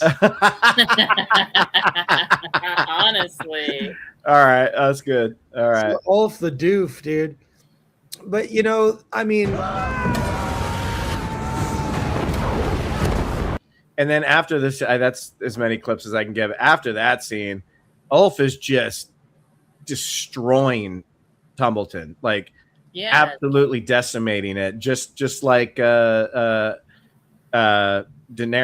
just like whoosh, just flames. yes. block Yeah. by block. And I loved how that scene shadowed that scene where you get Daemon in the after he gets like that fight with that big dude or whatever, he gets his He's like, getting his bell ass rung. kicked. Yeah, yeah. Yeah. And then he's sitting there, and you even see like all the you see all like the destruction of like the fire of the dragon, what happened. You see the smoke, and then you even see the horse run by, which is Yeah. exactly what happens in like mirrored Arya's situation, when she was like after seeing what Daenerys did to the city. King's and stuff Landing. like that. Oh, It's like, that's okay. so cool. That scene mirrored each other like that. That's cool. I didn't even realize that. Yeah, you Yeah. see all the people grieving over each other, you know, like a person crying over the corpse and all this stuff, you know. Yeah. But this whole thing, it was just hilarious to watch 3 different people all running through the streets shouting the name of some of the Ulf, where's Ulf? And then like Damon is like, where are you, Ormond, where are you? And then he turns around, Well, he sees Hugh, Cat, and then where are you, and then Cat? Roddy is He's yelling Ormond crying too. for somebody. Yeah. It's Yeah. hilarious. But it's funny that you guys And brought he's up. got a hammer. Look, he it's funny you guys- literally has a hammer in his hand. It's funny that you're talking about how that Wait a minute. mirrored so much of this mirrored that episode 7 or whatever of Final Game of Thrones. I also noticed that like the ending of the battle, which I mentioned, had such a great music score to it, and you see it all kind of through the eyes of Daemon. And you've never really seen Daemon look so sort of like defeated, I guess. Like, and it kind of reminded me of when you see Tyrion walking around after that, because Tyrion's the one that blamed himself because he's like, "Fuck, I like backed this person, and like look what she's done, look what's happened." It kind of gave me that feel a little bit, like. Yeah. Just looking around all these dead bodies and like the city completely destroyed. I know it's on a smaller scale because that's King's Landing that she destroys, not Tumbleton, but it's still a major. It's still the same wreckage. You're still. Yeah. Oh, hey, April May's here. Hey, April May. Hey, April May. Hey, no worries that you're late. April. Thank you for being here. Thank you so much for being here. But like this whole thing where they changed it around, where like Daemon is at Tumbleton. Hugh doesn't turn. Ulf is the one who's going rogue, and he's attacking both sides. Yeah. Like all this stuff, it's just totally a departure from the story. And so I'm just like, okay, kind of where are you going to go with this? Let's see what happens. But is Hugh going to turn? Because it's supposed to be Adam versus Hugh and Ulf, and they basically all kill each other or whatever. Well, no, Hugh is It's done. crazy because I can't see Adam. Like, I thought Adam was turning too. Because that's kind of like how they set it up in this episode when he was kind of like, yo, she's got the girl's trapped in a tower. Like, she's not okay. You shouldn't be following her. We should be going after our dad and, like, trying to save people. Like, Hugh is and then 100% Adam was gonna done. be like, Hugh is 100% done with the Blacks. I told Yeah, you all along 100%. this season that I said it from day one. His wife was going to die. It didn't happen in the way I thought it was going to, but she's still a casualty of this battle. He is done with the Blacks, guaranteed. I'm not saying he's going to switch sides. I think he's just going to be his own thing. I don't know. I don't know what he's going to do, but you know, the fact that she died, and how did she die? Like, she was there dead. Kind of, well, I think what the happened? soldiers went in and killed her because they were fighting But I didn't in see- the, I didn't in the see, house. like- They didn't see him come in. Opposing soldiers. I didn't burst see into any her stab house. wounds or anything when he's holding her. She just looked like she was strangled or something. Well, I don't know. Who knows? I mean, Or he could have been hit in the head. Yeah, she was. pushed- Somebody online said it was probably all the like fumes from the smoke and stuff. I was like, Well, she was pushed Yeah, by no, I one don't think soldier that. into There were other another people walking soldier. around in the Yes. smoke. But what one soldier pushed her into the other soldier, and then those guys started fighting. So presumably she died somewhere in the middle. You know, Yeah. of them Yeah. fighting each other. but the point is that she's dead, and Mhm. he is now completely without a home because he's going to turn on them, but they're going to want him dead anyway. You know, they're definitely going to want. Right. Damon is going to be like, "Hey, did anybody find out what the fuck he's doing here? And like, why is Dragon Right. He's sitting gonna in be the like, "You fucking deserted your well, post." Damon found Yeah. out because when Damon's like, Ormond, he hears Hugh going, cat. And Yeah, like, yeah, yeah. was like, okay. That answers Like, that. oh, that's what he's question, doing here. Okay. Bueller? Bueller. Where's Bueller. Bueller? You know, honestly, I wish they had given us more of Hugh's story this one and less of Ulf. Like, do we really need Ulf again for the 3rd or 15th other time in a freaking bar spewing that he's better than everybody because he has a dragon? Like, I think All they right, made that point already a couple times. Like, they could Yeah. have taken that scene out. I forgot to And bring up put this in more picture. Hughes- Yeah, where he's Hughes. fucking talking so much shit. It's like he is just talking so much shit. It's like no wonder they wanted to keep him out of pubs and like keep him in the Yeah. fucking king. He's a Hey, he's an Yeah. And alcoholic. it's so funny because the whole time he was doing this, all I could think in my head was like Damon was gonna be somehow like behind him, and I was like, but he's not even in the same. Like, he's not in the same town. yeah, because he is talking the way mad it was shit on set up, it Damon was here, like- man. Yeah, I was like, dude, somebody's gonna be there or something. Something's But gonna happen. At the very Didn't. beginning, Ulf was a lovable goof. But you He can was. see him Yeah. now. You can see him clearly as just like they'll all burn. nah, but Well, Helena honestly, said it last from episode, like Yeah. the dragon's corrupt. Like the more the more power you have, the more. And it's He is true. weak. Like what happened and to if you Daenerys, add what happened if to you all add of them. being a complete drunk on top of that, you know, Right. when you're drunk, sometimes you go, hey, I think this person doesn't like me very much. And then you overthink it. Well, imagine Right. having a dragon and thinking that. Drunk with Or power. when you're drunk, You're your not ego drunk gets bigger, texting. you know? You're It's like like, doing "Ooh, I can drunk do flybys. anything." Yeah. Yeah. Drunk bombing. But I'm that personally, invincible. Yeah. I've told you since day one, Bobak, that I've always kind of, and this was before reading things. I was just like, yeah, he's a lovable goof, but there's no way they can keep this guy in line. I didn't know it would end up like this, but I'm like, he's going to cause the deaths of people. And he did, you know, I didn't know to which degree. And I'm not patting myself on the back. I'm sure there's a million people that thought that, but I never really trusted him. I thought that Hugh Hammer would be a really good, loyal guy, but you know, again, it's all Rhaenyra's doing. You know, hey, I'm a dragon rider. I'm here for you. Just fucking get my wife out of Tumbleton, and we're good. And we'll bring him here. And she's like, sure. We'll get to that. And then well, that's she what I'm never saying. got You to could've it. made You him know? so happy so easily by saying, "Go get her on dragon. Bring her here. We'll find her a place in the cat. We'll find him someplace like." They can have one of the rich people's houses that hoarded all the food. I don't know. She could have found something for him. She was just like, no, not right now. You're not my problem. And then she said it to pretty much everybody. Like, you're not my problem. No. I've heard this a lot, April May today, that Sunfire is a zombie. I don't know if that's true because I haven't read the. I mean, it certainly looks like one, but I would say in the books I could see that happening because I know that like that's a thing in the books where like yeah, it is. Yeah, Caitlyn ends up be turning into like some kind of like zombie dead. I don't know something weird. But I mean, the only thing I have because I've only I'm a late bloomer with this show, so you guys were Game of Thrones fans way before I was, but having watched it, well, I was. Before you, but actually I didn't start watching Game of Thrones until years after it had like already aired and whatever. I was just like, whatever, that seems like whatever, like Lord of the Rings. The only dragon zombie I can remember was the one that the White Walkers create, or the Night King creates, which is fucking awesome. But I don't know if that was that was a zombie because it was dead. Because he died. Yeah. That was cool as fuck. That dragon was a beast. So I don't know. I mean, I guess even that was a White Walker way. Like it was. I thought zombies from what we've seen in the shows anyway. All the zombies have been like White Walker zombies. I just thought Sunfire's kind of like Aegon. Like Aegon's face is messed up. Half his face is burnt off and messed up, and he's crippled. He can't be the same he was.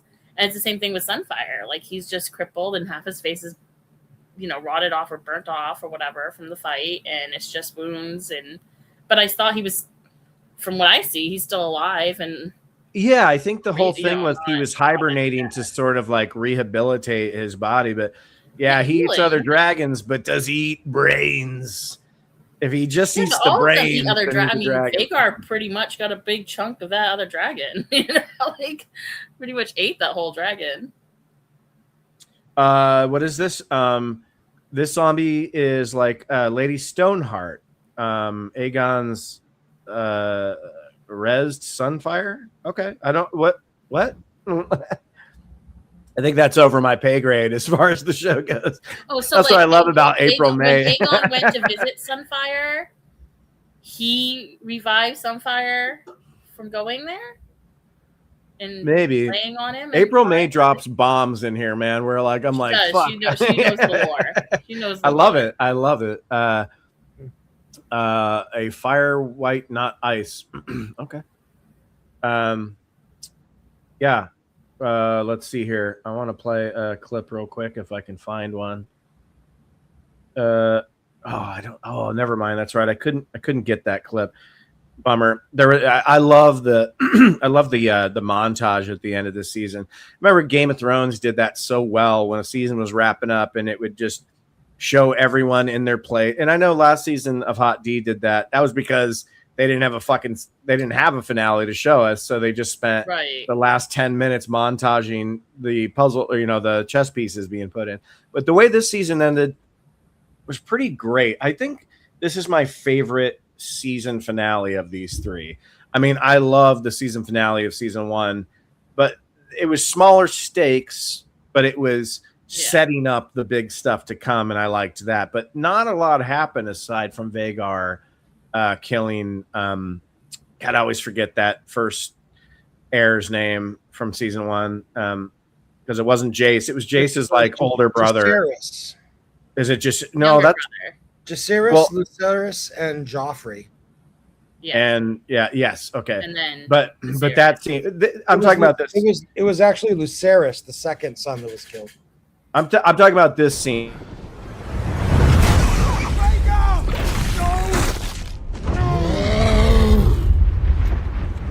It was at this moment that he knew. He fucked up. So who is the dragon rider in that? That's the second son. that's Lucerys. Yeah, that's the Lucerys, second son. youngest. Okay, Yeah. okay, got Jace it. was the oldest, and then Joffrey is the one who's returned now. And you had that scene where Rhaenyra told her son Joffrey about the Song of Ice and Fire, but he hasn't had any lines really. That character Joffrey hasn't really had. No, they finally He's actually on just Viserys. showed Joffrey in this episode. Hey, Ashton, you He's want to still read in the this one veil? for us? Ashton, do you want to read this one for us? Oh, you want me to read it? Yeah. I'm a rare bitch who actually loves fire and blood. I love it. We started following Swords and Daggers, all the shows, the matching daggers, Damon's and Corliss, Carrie are in. Oh, is that a YouTube channel? It's got to be. I did right? hear about that. Well, I think she's saying that the swords are in. we should watch like, the You can see the same swords and the same daggers. because probably we've 97. already.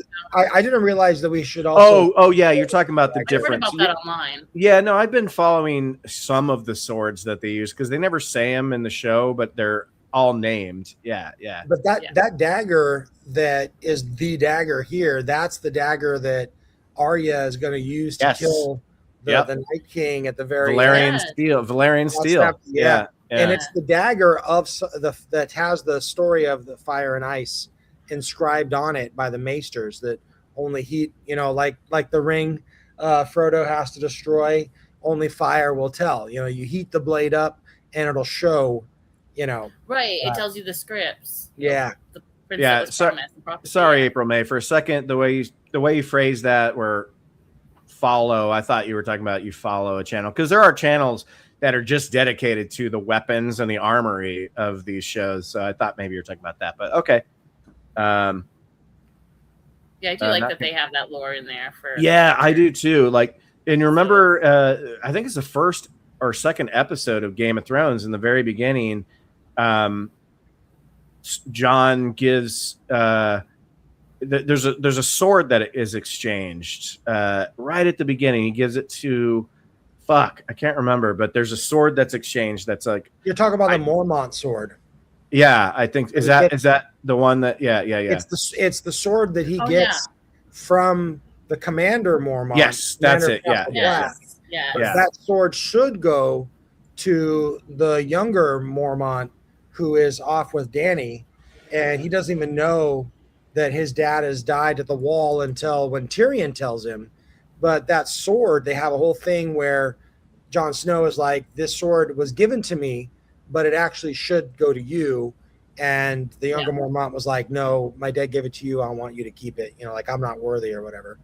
But so yeah. I do love that scene between the two of them. That was awesome. I like that we got that. Yeah, I mean, God, the Game of Thrones like blew my mind when I finally got around to watching. I was like, what the fuck was I doing not watching this show? Me too. That's what I said too. And me too. And I've watched it like 8 times. I'm not even joking. Yeah, Like, and I will rewatch specifically it because I was never, anytime. I'd heard so much about the terrible ending. It didn't really bother me. That I mean, look, I it's liked not it. what I didn't wanted, read but I books. I didn't, It's, yeah, it's maybe not it was what I different, wanted, but it didn't like ruin everything that came before it for me. Right. But and it I made get sense. I went back and rewatched it. When you first watch it, of course, you're the shock and you're like, "What the hell?" And this came out of nowhere, and this is what's supposed to happen, and blah blah blah. But then when you go and rewatch it, you're like, "Oh wow, she's been corrupted. Like that's a whole path that's been going from the beginning." Like, you have to they knew rewatch that was Game of setting up. Thrones. Yeah, there's so Yeah. much of that. And I think a lot of that has been lost now that we have the shorter format where like you do have character development, you do have backstory and stuff, but Yeah. not in the same way that you could over 8 No, because Game of Thrones used to be on regular cable, where it came out weekly. It was on HBO. It didn't play over and over and over again. Like you could, I mean, it did, Right. but you couldn't like just hit play on it. Like that was when cable TV was still like a regular channel. There were scheduled programs, and like you see how shows that started off in that format, like Walking Dead, but now have moved over to things like Netflix or Amazon. They feel different because they're no longer episodic weekly shows. I mean, even if they do come out weekly, there's just a difference. So I agree, Bobak, completely. Yeah. But Josh here says, does anyone know which house wears the linked rings? The guy was kicking Damon's. Yeah, that guy was fucking Damon up hard, man. Yeah, that guy was crazy. Oh, so Bobak already answered. Kind of the high reminded me of the, okay. not the Hound, but the other one there, the Mountain. Kind of reminded me of the Mountain a little bit. Not all the way, obviously. The Mountain's a lot bigger. Yeah, but he's that a same, formidable. He was kicking ass. Well, then we got Magic Pipe here who says the Strongs. So who's wrong, Bobak? You or Magic Pipe? Maybe that character is a strong, but that's Ormond's second in command. He's the guy that kidnapped Corlys. He's the guy that was in the room when Ormond, like every time you see Ormond, that's his like personal body. That's his head of security or whatever. And that character, like I don't know what the show's gonna do, but what we should have seen was Hugh, not a family man. There's no family. Hugh is just a violent, vicious, guy. And he and Ulf both just straight up told, you're being made knights, we'll make you lords. We'll give you more lands and more castles. And that's all it takes. And then, when we cut back to this fight here, Ormond, I mean, he's basically, once Ormond is killed and Hugh and Ulf, they're getting too big for their britches. They're not the ones that burn Tumbleton, I don't believe. It's the blacks that storm it or whatever. But all that we're really gonna get out of this is that those two are gonna be assassinated.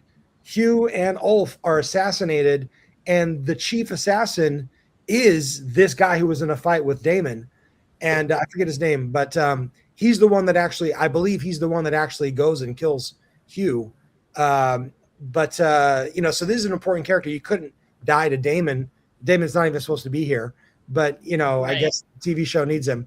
But yeah, that character, he's got a lot more to do. But Darren, apparently he's the one that signs off on the death warrants of Ulf and Hugh because of all the stuff that they do. That I take it back. I guess that they do roast the town, but once they're turn sides, they no longer care about the town anymore. So they roast the town or whatever. I guess I don't really know how the book's supposed to go. But yeah. Like, wait, I thought they were gonna be on his side. Why would he do that? I mean, like, yeah. So here, Ulf is just rogue. I don't know. Maybe we're gonna send Hugh after him or something on the TV show. But it's Adam that dies fighting these two to prove his loyalty because he's going to be arrested. Yeah, he's going to be arrested by Rhaenyra, and Corlys tips him off. So Corlys is thrown in jail by Rhaenyra, and he's sprung out of jail after Rhaenyra and everyone die and all that. But I don't know what the hell the show's going to do. So maybe we'll see Hugh. Yeah, because they're so off book. They're so off. Which I don't understand. And you said it 1,000 times. Like, you have the answers right there. It's like having the friggin' answers to the pop quiz. Yeah. And you're like, oh, I'm just gonna wing it. Like, I'm just gonna wing it because I think sometimes it's better than J.R.R. Martin. I think it's sometimes good to go off because remember these were synopsis more than they were books. I think it's good sometimes to go off script. I get why they did certain things, but some other things I've heard about would have been way cooler. But so Magic Pipe Magnificent says my bad. He is actually House Roxton.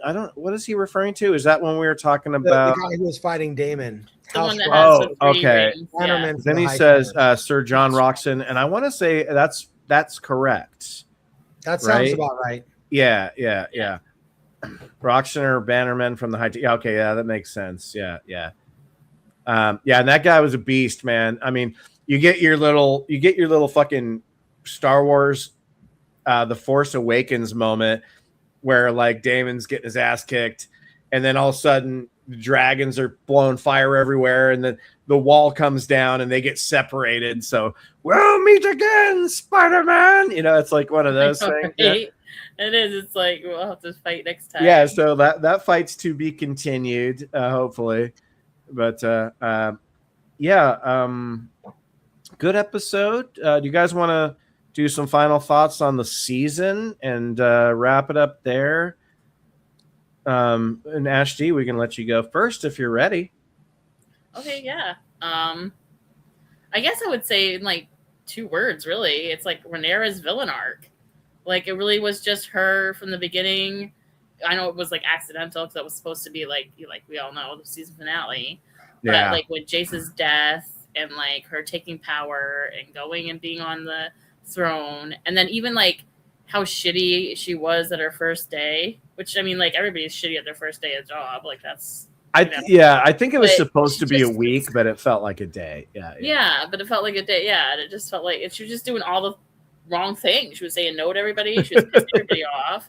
She was feeding rats to the people that are supposed to be like her number one, band of arms of people or whatever. The people you like, absolutely don't want to piss off. Yeah. yeah. Like everybody that she does, and then even like, and then her and Alicent's things and how it was weird with that. Like they were kind of like friends but enemies. It's like, you guys have been doing this for so many seasons. Like, throw her in the dungeon, lock the key, say see ya.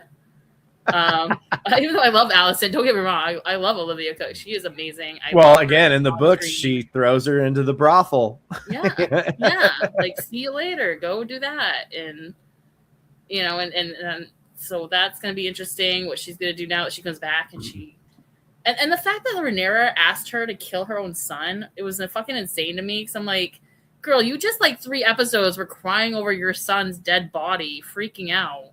And now you're like, now you can go kill your son. Like, yeah, I know it's Alicent. I don't know. I don't think you're giving Alicent enough credit. I think she was really looking forward to killing her sons.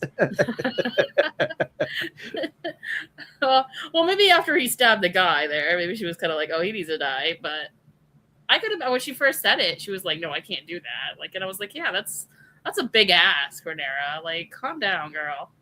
And so, and then this episode, what she did with Helena and the Sept and all that, it's just her villain arc. It turned me against her. I was rooting for her since season 1 when she was young and she was trying. And then even now, like in the beginning where she was trying to, like, I thought she was really trying to make her dad proud.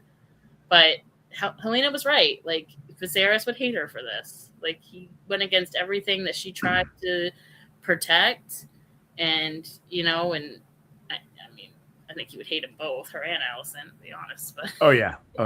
And I love the battle scenes this season. I think they were the best ones of the series, really. I mean, we haven't really got very much in season 1 or season 2, but even when we did get stuff like dragon stuff or some kind of like amped up to a bit, I think just these battles were like the best ones of the series, really, so far. So I liked it. There was a few parts, like the White Worm was a little too much. Like, I know you said that a few times through the series, like her stuff was a little too dragged on. And like, we could have had one episode with her spewing her bullshit. Like that last episode where she was talking to that girl, they could have put all of her scenes in one episode. The sex, the getting talked to by the girl and being like, girl, you're nothing but a high-powered whore. Like, let's be honest. Like, you're a high-class, like, you ain't nothing but a high-paying hoe. Yeah, pretty much. And then you get this episode where, like, she's like, they go when she tries to have sex, and then they have sex, and then she sends her off. It's like, that all could have been done in one episode. She must not have been very good. That's my guess. I'm guessing. Yeah. Just wasn't a very good lesbian lover. She was too good, and Rhaenyra was like, no, she's going to talk me out of this plan. She's going to use her pussy powers and come all in here and put it in my face, and then I don't know what I'm doing. So I think you're right. I think you're right. She's like, God damn, that was so good. I got to get rid of this chick. I have a question for April May. Well, hold on. Yeah, I'll go. Which one? I'll bring it up. Which one are you talking about? Jaehaerys murdered his daughter's boyfriend and made her watch. Where is that at? Oh, there it is. Hold on. Jaehaerys murdered his daughter's boyfriend and made her watch because Jaehaerys didn't want to share her, if you know what I mean. Does that mean that Hugh Hammer, his father, and his grandfather are both Jaehaerys? I don't know, man. Because Hugh Hammer, April because May once Jaehaerys again is- dropping bombs. But no, Is because Viserys' father? Jaehaerys the First, his daughter Sarah, her illegitimate son is Hugh Hammer. How would a princess end up with an illegitimate son? And I think April here is saying that it's because the princess was being molested by her dad. And so does that mean that Hugh, his dad, is his grandfather? I mean, April May, is that what? Yes, she says yes. Universe. I mean, they're all Hugh kind of is like Sarah and uncles Beesbury. and nieces and brothers and sisters and Yeah, It's your they're family way you're too in. inbred, dude. This is too crazy. But she's saying Jaehaerys killed Beesbury. Beesbury was the boyfriend. Oh, so Hugh's dad is Beesbury, not Jaehaerys. Jaehaerys Okay. would have married other daughters to anyone. He wouldn't marry Sahara to a lord. I don't know. sounds like he's Interesting. But Hugh's dad is Beesbury. Okay, so it wasn't, yeah, so that makes sense. Like she was gonna marry this dude and her dad said no and had him killed. Fucking Josh. Honestly, it is. It's really true with this. That's the truth. I've been It's a waiting bush. for Josh. I've been waiting for Josh zingers. Like, He always has the best one. Intertwined branches. yeah. I know Ash. I know we cut your final statement off, but I want to read one more real quick. The Lannister sending all the gold away kind of set her up for a disaster. That reminded me, like, we didn't get any Tylan in this episode. Where the fuck is he? Where'd he go? Because Aegon took off on the dragon. To go I know, find but Aegon. he was He with left them through him thick and thin. Where the fuck behind. did he go? Aegon's left like, him I got my behind, like, dragon later. beyond the No, wall. I don't think this Meeting Aegon here. would do that. Yeah. Maybe he just said, I'll meet you in season 4. Meanwhile, you got Tyler just like on a horse, just galloping for Yeah. 3 or 4 I'll days. catch up with you. Sorry, there's not room on here for I'll two. be in Harrenhal in six fortnights. Yeah. Anyway. Anyway, Ashley, sorry, go ahead and finish your final Yeah, Thinking I about liked it. I liked it. I think it was a good season. Like I said, I think there's some boring episodes that I was like, that could have just been on one episode. But for the most part, I liked the season in a whole, really honestly. And I like how they did, like I said, her villain arc, and she went from like, I don't want anybody to die and I want to just be there and be on my throne and be queen and have my whatever, and then when she said all season long, she kept saying to people that came up to her and said like, oh, this, and like, oh, you would have killed this baby, oh, you would have killed my daughter, and she kept saying like, what do you think of me, what do you think of me? And this episode shows what we all think of her, and she just wants power. She's corrupted, she's not who she used to be, and for once I'm kind of on Kristen Cole's side, and she kind of is a spider in a web. Who did she used to be, though? I think she was always this. She was always reliant on Daemon. She didn't really know what she was doing at all, which makes her such a great character. But at the end of the day, she was younger. She was a little bit more of a badass. Like when she was younger, like she did fly to her uncle to David. You're right. Like, you're right. She went to Dragonstone. Right now, uncle. Like, let's do it right here. Like, let's go. Like, you're 100% right, dude. Yeah, you're 100% right. And then even at the wedding, like she was like, like you can take me right now and marry me, but you don't have the balls, so I'm gonna marry this gay guy. Like, you know what? So I completely retract what I said, because you just reminded me, when she's the younger version, she is awesome. Like they portray her so great. Dude. Yeah, you're right. Like she does. She gets that Lannister off her ass. She's like, "Fuck you, dude!" Like to that Lannister that was just trying to Charmer, and then obviously when she drops right down the bridge in Dragonstone and stops that whole mess from happening and shows the egg. Like, you're right. She was. So what happened to her? I think it was like she just don't know. Yeah. Well, that was the whole point, I think, of the last. I need to rewatch season 1 because it's my favorite season for sure. Well, but I think Helena was right when she said, like, look how many dragons you have, and you don't think you've been altered. And she's like, well, no, I'm not. And it's like, girl, look in the mirror. You have been altered. That is such a good line. I get it. She's been through a lot. She lost her kids. She's been, people don't want her on the throne, so she has to fight to be on the throne. She's, not doing great at it. There's a lot of, there's no money. That sucks. Like, who wants to be? It's like going and being president and then finding out. I mean, I guess that is kind of like what happens to a president when you get in there and like, hey, we have no funds. Well, that's the thing.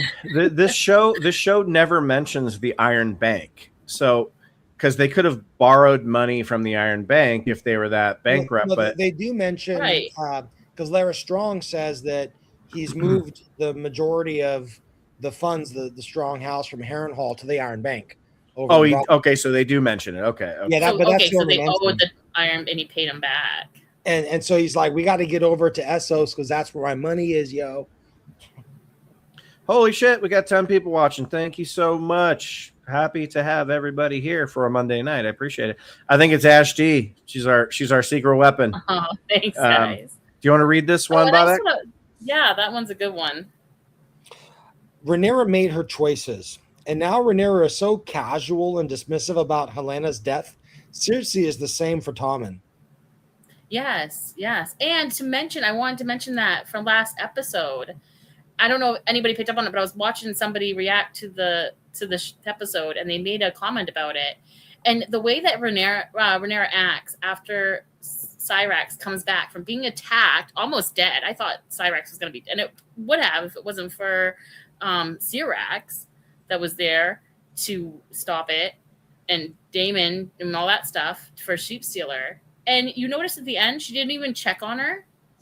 She didn't even she just walked off. She just got off the dragon and walked off and yelled at Rhaenyra that she didn't want to see her, and then took off and went to her chambers and whatever.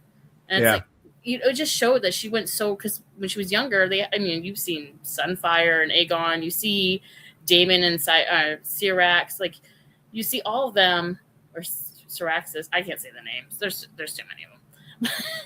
But you always see them with they have this bond with their dragons, and they always care about the dragons, and you just see her just walk away.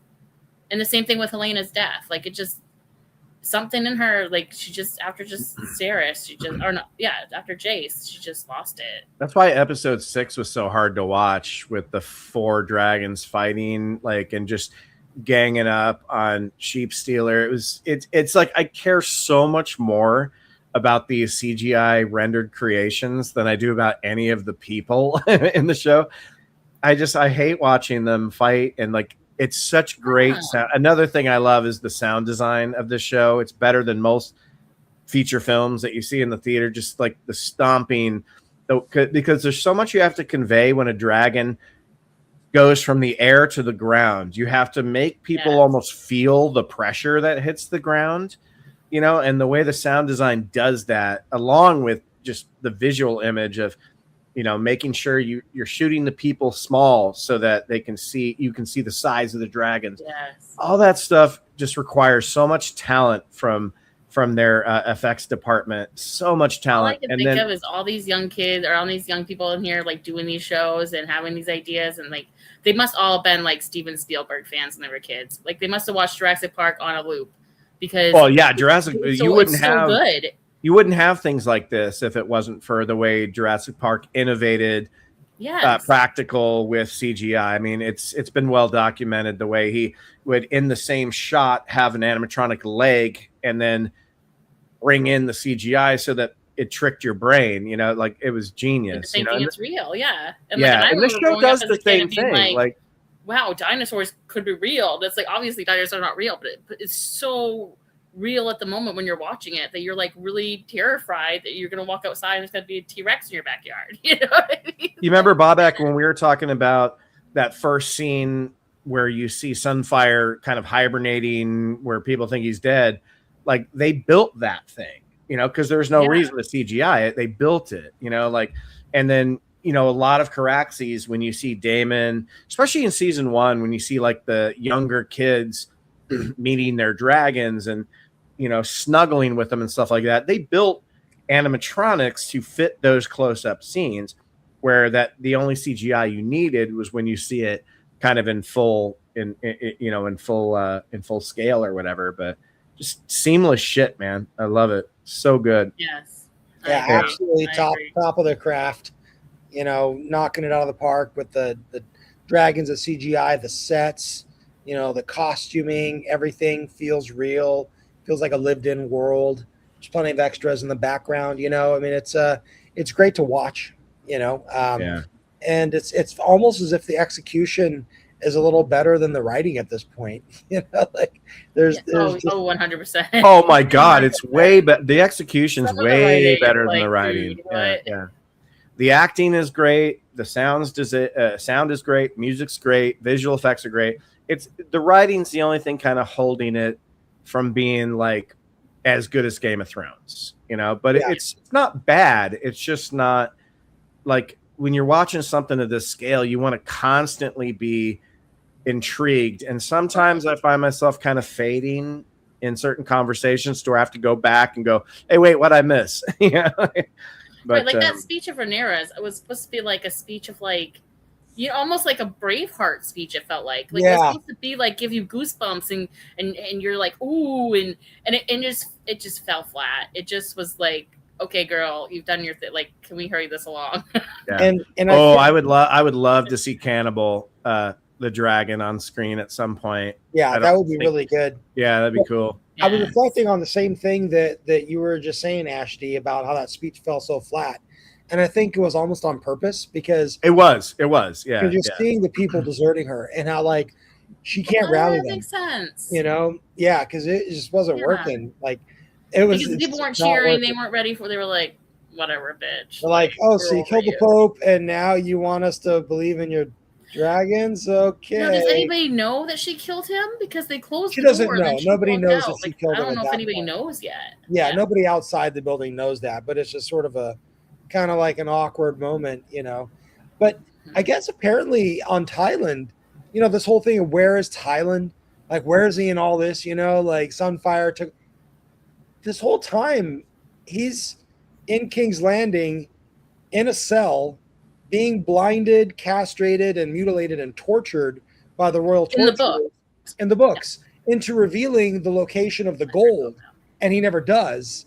And it's like that's where he should be right now, like not off with friggin' Aegon and they're doing this thing in Harrenhal. Like get Aegon But it's back so and much forth. cooler the way sometimes it's better that the show goes off script, because it's way better that he met them at Rook's Rest and that he kind of gave Aegon that confidence. But yeah, I like it when I had asked where is Thailand, said probably sent him to rally Lannister troops to march on King's Landing. About maybe That makes sense. I mean, that makes sense for the show. yeah, again, but we didn't see him, and again, like this show does a lot I of like that change, like Ben said. I like that change that he's with, and he was there, and he was like, "I'm not going to abandon you." And I don't think I like changes the are necessarily bad at all. Like the reason that they're keeping Alicent around is because people love Olivia Cook and she's great in the role. They don't want to just see her waste away in a brothel, like that'd be boring. Like she's so much better trying to kill her kids.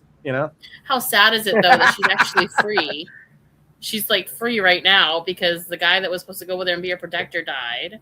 Well, She but can you really see go off that and she do go. whatever. Well, she had all the ground. You see when Yeah, she goes she had down. a whole entourage. She had a whole bunch of entourage, but Oh, those are her what's- men. I didn't know what that was. I didn't know if that was like people she met and was like on the road. no, and she was had a staying bunch with of them, people. or She if didn't that just was go with one dude. her Yeah. company. Yeah, he was just like when they approached the castle, he was the single assassin, but she had a bodyguard.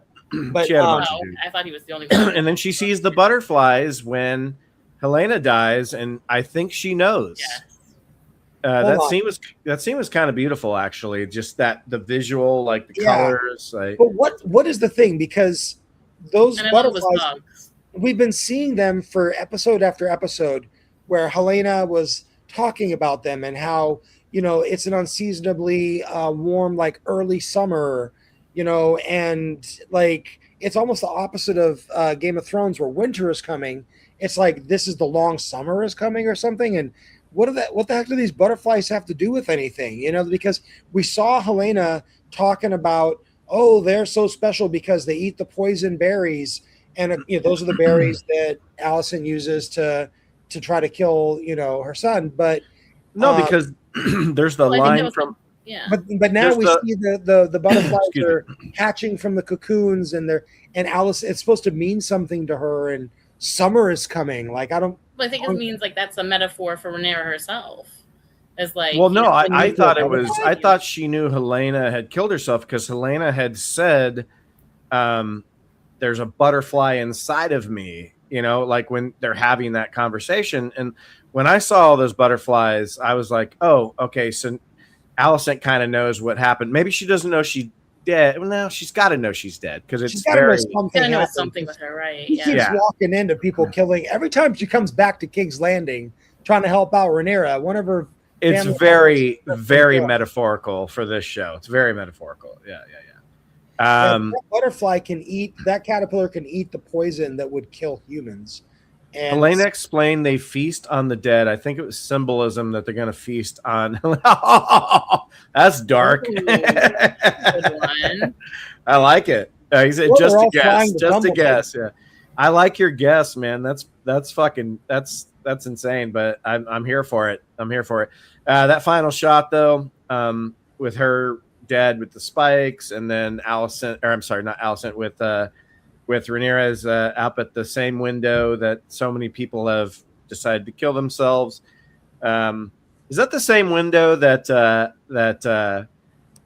Jaime Lannister threw the kid out of? That'd be funny. That was over. Yeah. I know it wasn't, but that'd be funny if it was this.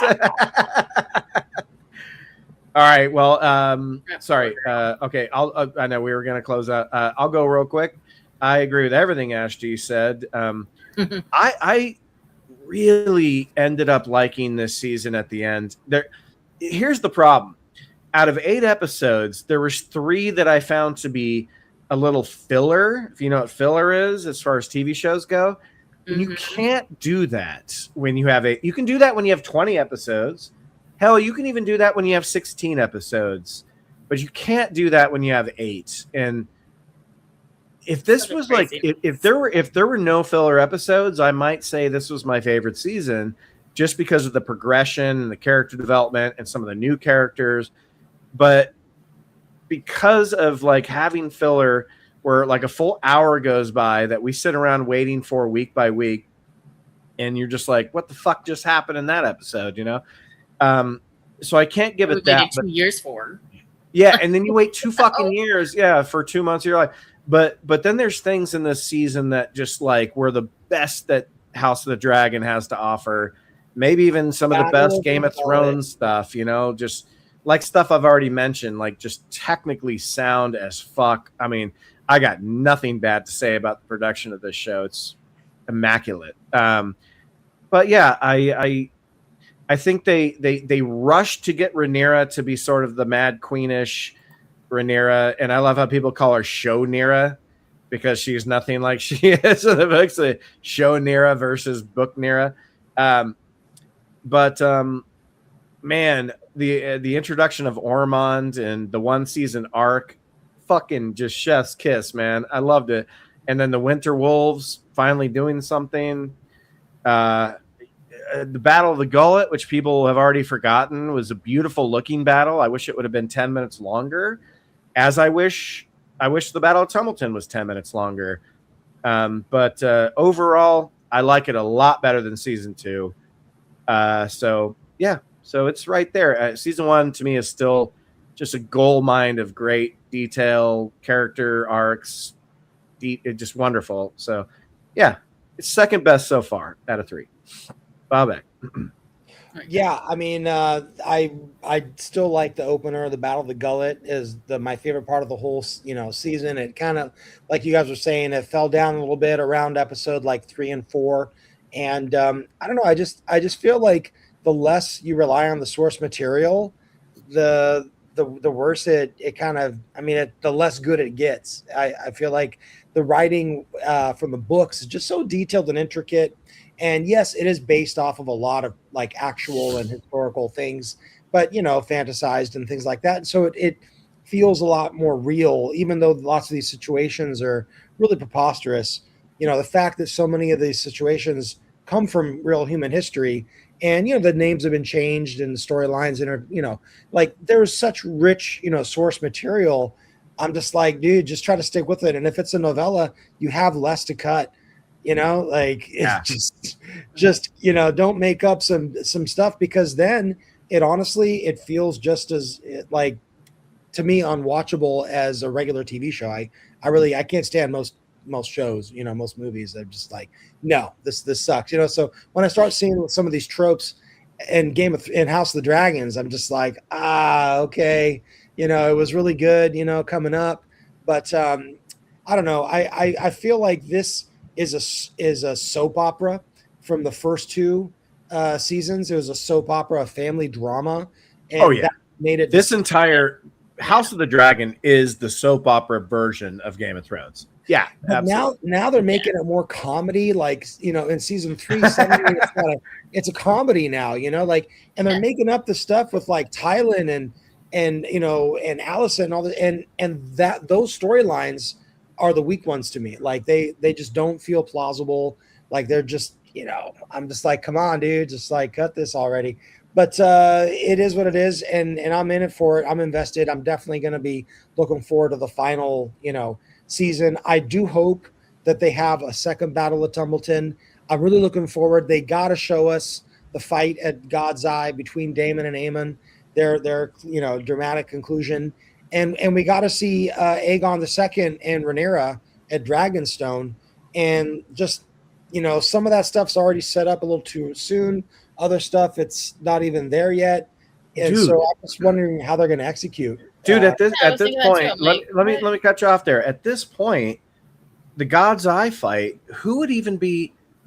At this point, you got to root for Aemond, and I wouldn't have said that a year ago or 2 years ago. Like, if those two are going to fight, like, who the fuck do you want to win? And if Aemon goes on this path of redemption, because we love Daemon, because we love Matt Smith, but he's a shithead, like he's a total shithead. Yeah. I mean, they all are. Yeah, like you said, I think last week was like, the whole point of the show isn't really to root for anybody, because like our boy Reese Ifans, the actor who played Otto, said on a live. I need to bring that up one time. He's like, they said, "What do you think about this show?" Because he played Otto. He's like, "You're gonna have fun watching war criminals all kill each other, and it's gonna be really fun watching them die." Like, it's great. Yeah. And more than the war criminals, this is a story about the extinction of dragons. Yeah. And we need to that's gonna have to be all of season 4. Yeah, like, because there's no dead dragons really, yet. All those motherfuckers got to go. Yeah, and we're talking big dragons. I'm really surprised we didn't get one death this season. Yeah, like, I thought it would be Sheepstealer for sure. Yeah, I mean, like, we don't really know he's dead. I mean, he's got fucked up and he's losing a wing. And no, you're so right, Ash. Like, not a fucking single dragon died this year. Not that I want that to happen. In season 2, we had dragons die. Like, no one's died this year. Like, they're going to be dropping every episode next season. Well, no, that's not true. Viserys and his dragon died in the first episode. That's right, in the gullet. Oh, yeah, okay, yeah. Oh, no, Jace and his water, dragon. Which was a terrible death. That was hard to watch. Yeah, when the harpoon gets those dragons, it crushes. It brought me back to when in Game of Thrones, when the dragon got hit and is in the ice, like goes under the ice. It's like it gave back that same kind of like pit in my stomach. Like I was like, oh man, I don't want to watch this thing drown. Like that's such a bad way to go. Yeah. Well, you could April, May, you could say this about Game of Thrones. Like, the best thing the writers did was trick us into loving evil and rooting for murder. Yes. Well, that's exactly what Game of Thrones did the whole entire time. Exactly. I rooted for her the first time I watched the season. I rooted for her from the very beginning. I was like, hell yeah, she's going to be a powerful powerhouse girl. She's gonna get up there. She's gonna kick Cersei's ass. She's gonna be an awesome queen. Her and Jon are gonna have a happy little ending, even if they're family, whatever. That doesn't matter in this fucking universe. And instead, you just got her corrupt story, which it makes sense. Like I said, if you rewatch it, it does make sense, and everybody gets corrupted by the dragons. Apparently, There was the Iron Throne all this years, but maybe it's not the Iron Throne. Maybe it's just the dragon and fire that's corrupting them. The characters in Game of Thrones were eons better. Like, I mean, Jaime Lannister was my favorite character in Game of Thrones, but there's so many to choose from. But he was just mine until he wasn't. I will say they ruined him at the very end, but up until then, he was chef's kiss, greatest character. And my favorite was Arya, so I loved the ending. The ending, I loved Arya too. I was like, she's she's the best one to do it. Like, let her have. And everybody was so pissed it wasn't Jon. And I'm like, Arya is the one. Like, come on, she's the one that got justice all the way. Like, she killed the river dude there. Like, she got the revenge. She got the faces. Like. Dude, Magic Pipe Magnificent. I've been Team White Walkers since the very first time I saw one of those motherfuckers. Like, those things are so fucking cool. They did look really cool. Yeah. But anyway, are we good, Bobek? Did you have? I think we kind of chopped in on one of your final thoughts. Yeah, sorry. No, it's my fault. It's my fault. No. I'd finished up, right then. But now that we're mentioning the White Walkers and the night, like you were saying, it's sometimes you can go off script and make something better. Whereas the Night King in the books did not exist in the books. There was a character called the Night King, but it wasn't the same character. It was a human, really? And it was a person dead a long time ago. And when HBO made that character and made it like a thing, like on the one hand, they did a shortcut to instantly killing all the zombies, which is what saved Jon Snow's ass. Because he was about to get roasted. Basically, they're vampires at that point. Yeah, he's like the chief vampire or whatever. It's just a shorthand to get out of the situation at the end. Oh, just kill the one guy.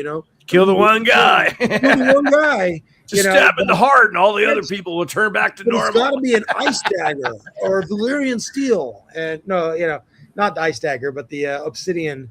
But but that character didn't deliver any lines.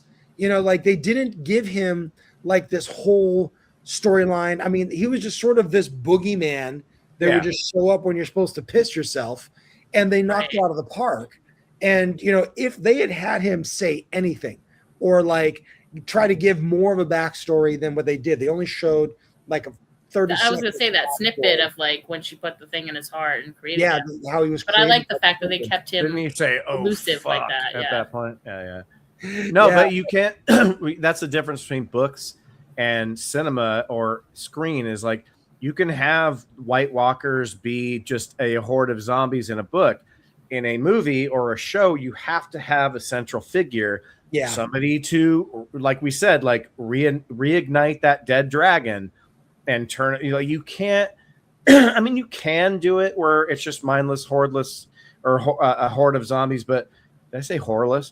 But when it comes to movies and shows and feature, you have to have a central antagonist. So I loved it that there was a Night King, and I can't even imagine it without it, dude. It wouldn't have grabbed you. It wouldn't have been as good as it was. Like that was the whole point of like just this guy would just go around and you didn't know, like, because I didn't read the books, I didn't know anything about Game of Thrones when I first watched it. And when I first watched it, and you see this guy, you see this art, like all I could think of was like, what's going on in that guy's head? Like, see you in a couple years, Josh. Why is he just walking around looking at people and turning them into White Walkers? Like it was crazy to me, but it was so good. You just wanted to watch the next episode.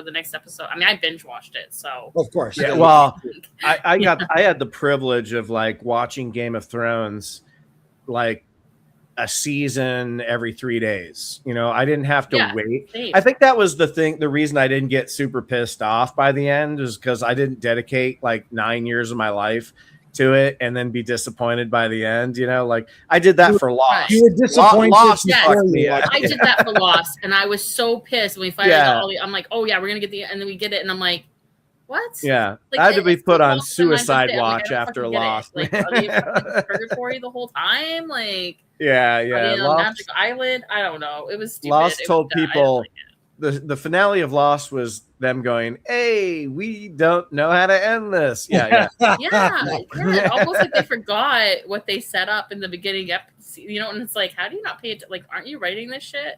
Yeah, yeah. They But got teams, they cycle through them. so we've all said our piece. We really like season 3, but let's get through a couple of these and then we'll say goodnight to everybody.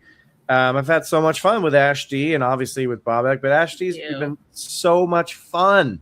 Thank you so much. Like, you just rocked it, man. You rocked it. Thank you. And you're always, you know what, when we do season 4, why don't we just make it 3 people? Yeah, if let's you do want, it. you know? I mean, really? Oh my gosh, I would love that. Sure. I would love that. that'd be I would love fun. that. I would love that. I mean, you didn't just show up as like, you know, someone that's like, oh, this is fun. I'm gonna not say anything. Like you said, you said all the great points. I love it. Probably a little too much. But just No, absolutely not. Are you kidding me? That's the whole point. You gotta be talking. Winter wolves are walkers. They can't die, but fire will kill them. The show is showing it. Winter wolves. I mean, aren't they just guys that live they were just in northern guys. I thought they were just guys that lived in the north. Yeah. But yeah, like a northern army. sometimes I think April's fucking with us. I know Bobak has thought that. Well, there's so much lore with Game of Thrones, and I'm learning that while I'm watching these shows and I'm on YouTube and I'm watching. Sometimes they spoil me. Like, I found out what happened, and that's why I'm kind of glad they changed some things, because I did find out what happened to Hugh, and I actually found out what happened to Ulf because I was just doom scrolling and it came up and I was like, Ulf, blah, blah, blah. And I was like, oh, like, thanks for the spoiler, asshole. Like, I don't need to know that. Hopefully they die that way. Yeah, well, It was kind of a sad, like, anticlimactic death, to be honest.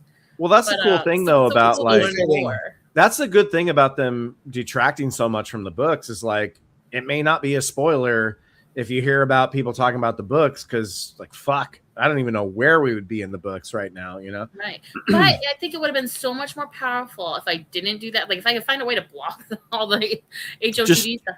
Just stay offline. Stay offline, Ash. Right. Yeah. Just don't ever go online ever again. Never go online. Because it did that with Helena's death. And I feel like it would have been so much more impactful for somebody like me that's never seen it, doesn't know the books, to watch her walk out and actually, like Tommen, I think they should have showed it. I think that they cut that scene a little too early for me. I'll bet Not you that they I shot wanted to it. see it. But I think it I'll would have bet you given they a little shot more of Helena's. that. Yeah. Yeah, like having her actually like pick it up, go out. I guarantee you they shot those scenes. Yeah, they just and cut they them, had cut to them for tweak it or time. Yeah. something, or maybe they Night mirrored it King too was much a to the commander palace, of the Knights. mirroring. Oh, commander of the Night's Watch who married. That's what you were talking about, right, Bobak? Yeah, he Like married someone called the Night Queen, I think. Okay. But I think they were mortal people. I don't know. Great show, guys. Ashley was amazing. Oh, thank you, Bob. Yes, she was. Oh, thanks, guys. Yes, she was. Yeah, I would love to come back for next season. That's great. Absolutely. We're gonna end You it guys there. in 5 years. I know, 2 years. Well, as Josh said, see you in 2 years. Is it really Maybe going we'll to get be 2 lucky. We'll get years? 10 episodes this time. Yeah, Bobak, last week we were saying like, man, I would love it if they would do a Christmas season where they put it out about a year and a half from now. But yeah, it looks like from reports today, it's going to be 2 years, At least 2 years. Yeah. same summer. Yeah. Well, they better not end with a montage. Which is fine. If they want 2 years, that's fine. But give me 10 fucking episodes. Yeah. Like, Yeah, they ain't doing 10 episodes, man. like, nobody does it, they don't have to, because the fans aren't going anywhere. We're still gonna watch it. I'm still gonna be there every week. Yeah. They got me hooked, so it doesn't. They give me freaking 3 episodes, and I'd be like, "This is great. I love it." Is already filming, I'm pretty sure. I hope so. But yeah, That's what I didn't heard. hear. They are filming. Well, then fuck. If they're already filming, it doesn't take 2 years. Because the thing is, if you're doing a weekly rollout, you don't have to be done with the season when you premiere it. So who knows? Anyway, Maybe that's the way they wanted to. Maybe that's how HBO. they're does it, a or bunch whatever of they wanted all one cocksuckers. tied up all, like, a movie, and then you Well, thank you. I want to say thank you to Ash D for being such a great fan and always commenting, and now being here and being way more fun to talk to than read comments.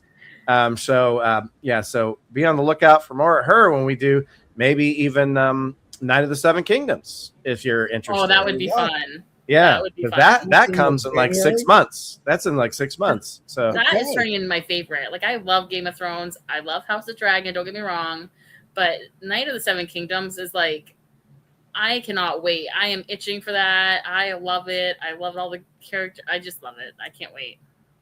Magic Pipe Magnificent, thank you so much for subbing. That warms my heart. I love it. Yes, and we do Night of the Seven Kingdoms as well, because we do everything GOT here.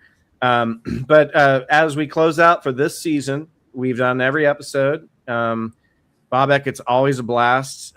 These are the things that we love to do. Me and Bobek also did an Odyssey review that didn't do very well because everyone's putting out a goddamn Odyssey review at the same time. So if you want to hear about the Odyssey and hear me and Bobek talk a little bit more, watch that Odyssey review, son of a bitch.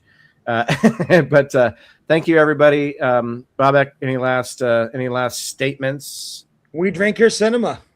Yeah, I love it. Say that at the very end, you son of a bitch. All right, guys. Good night. I'm all out, but I'll have one more do we got? cheers. I thought you had.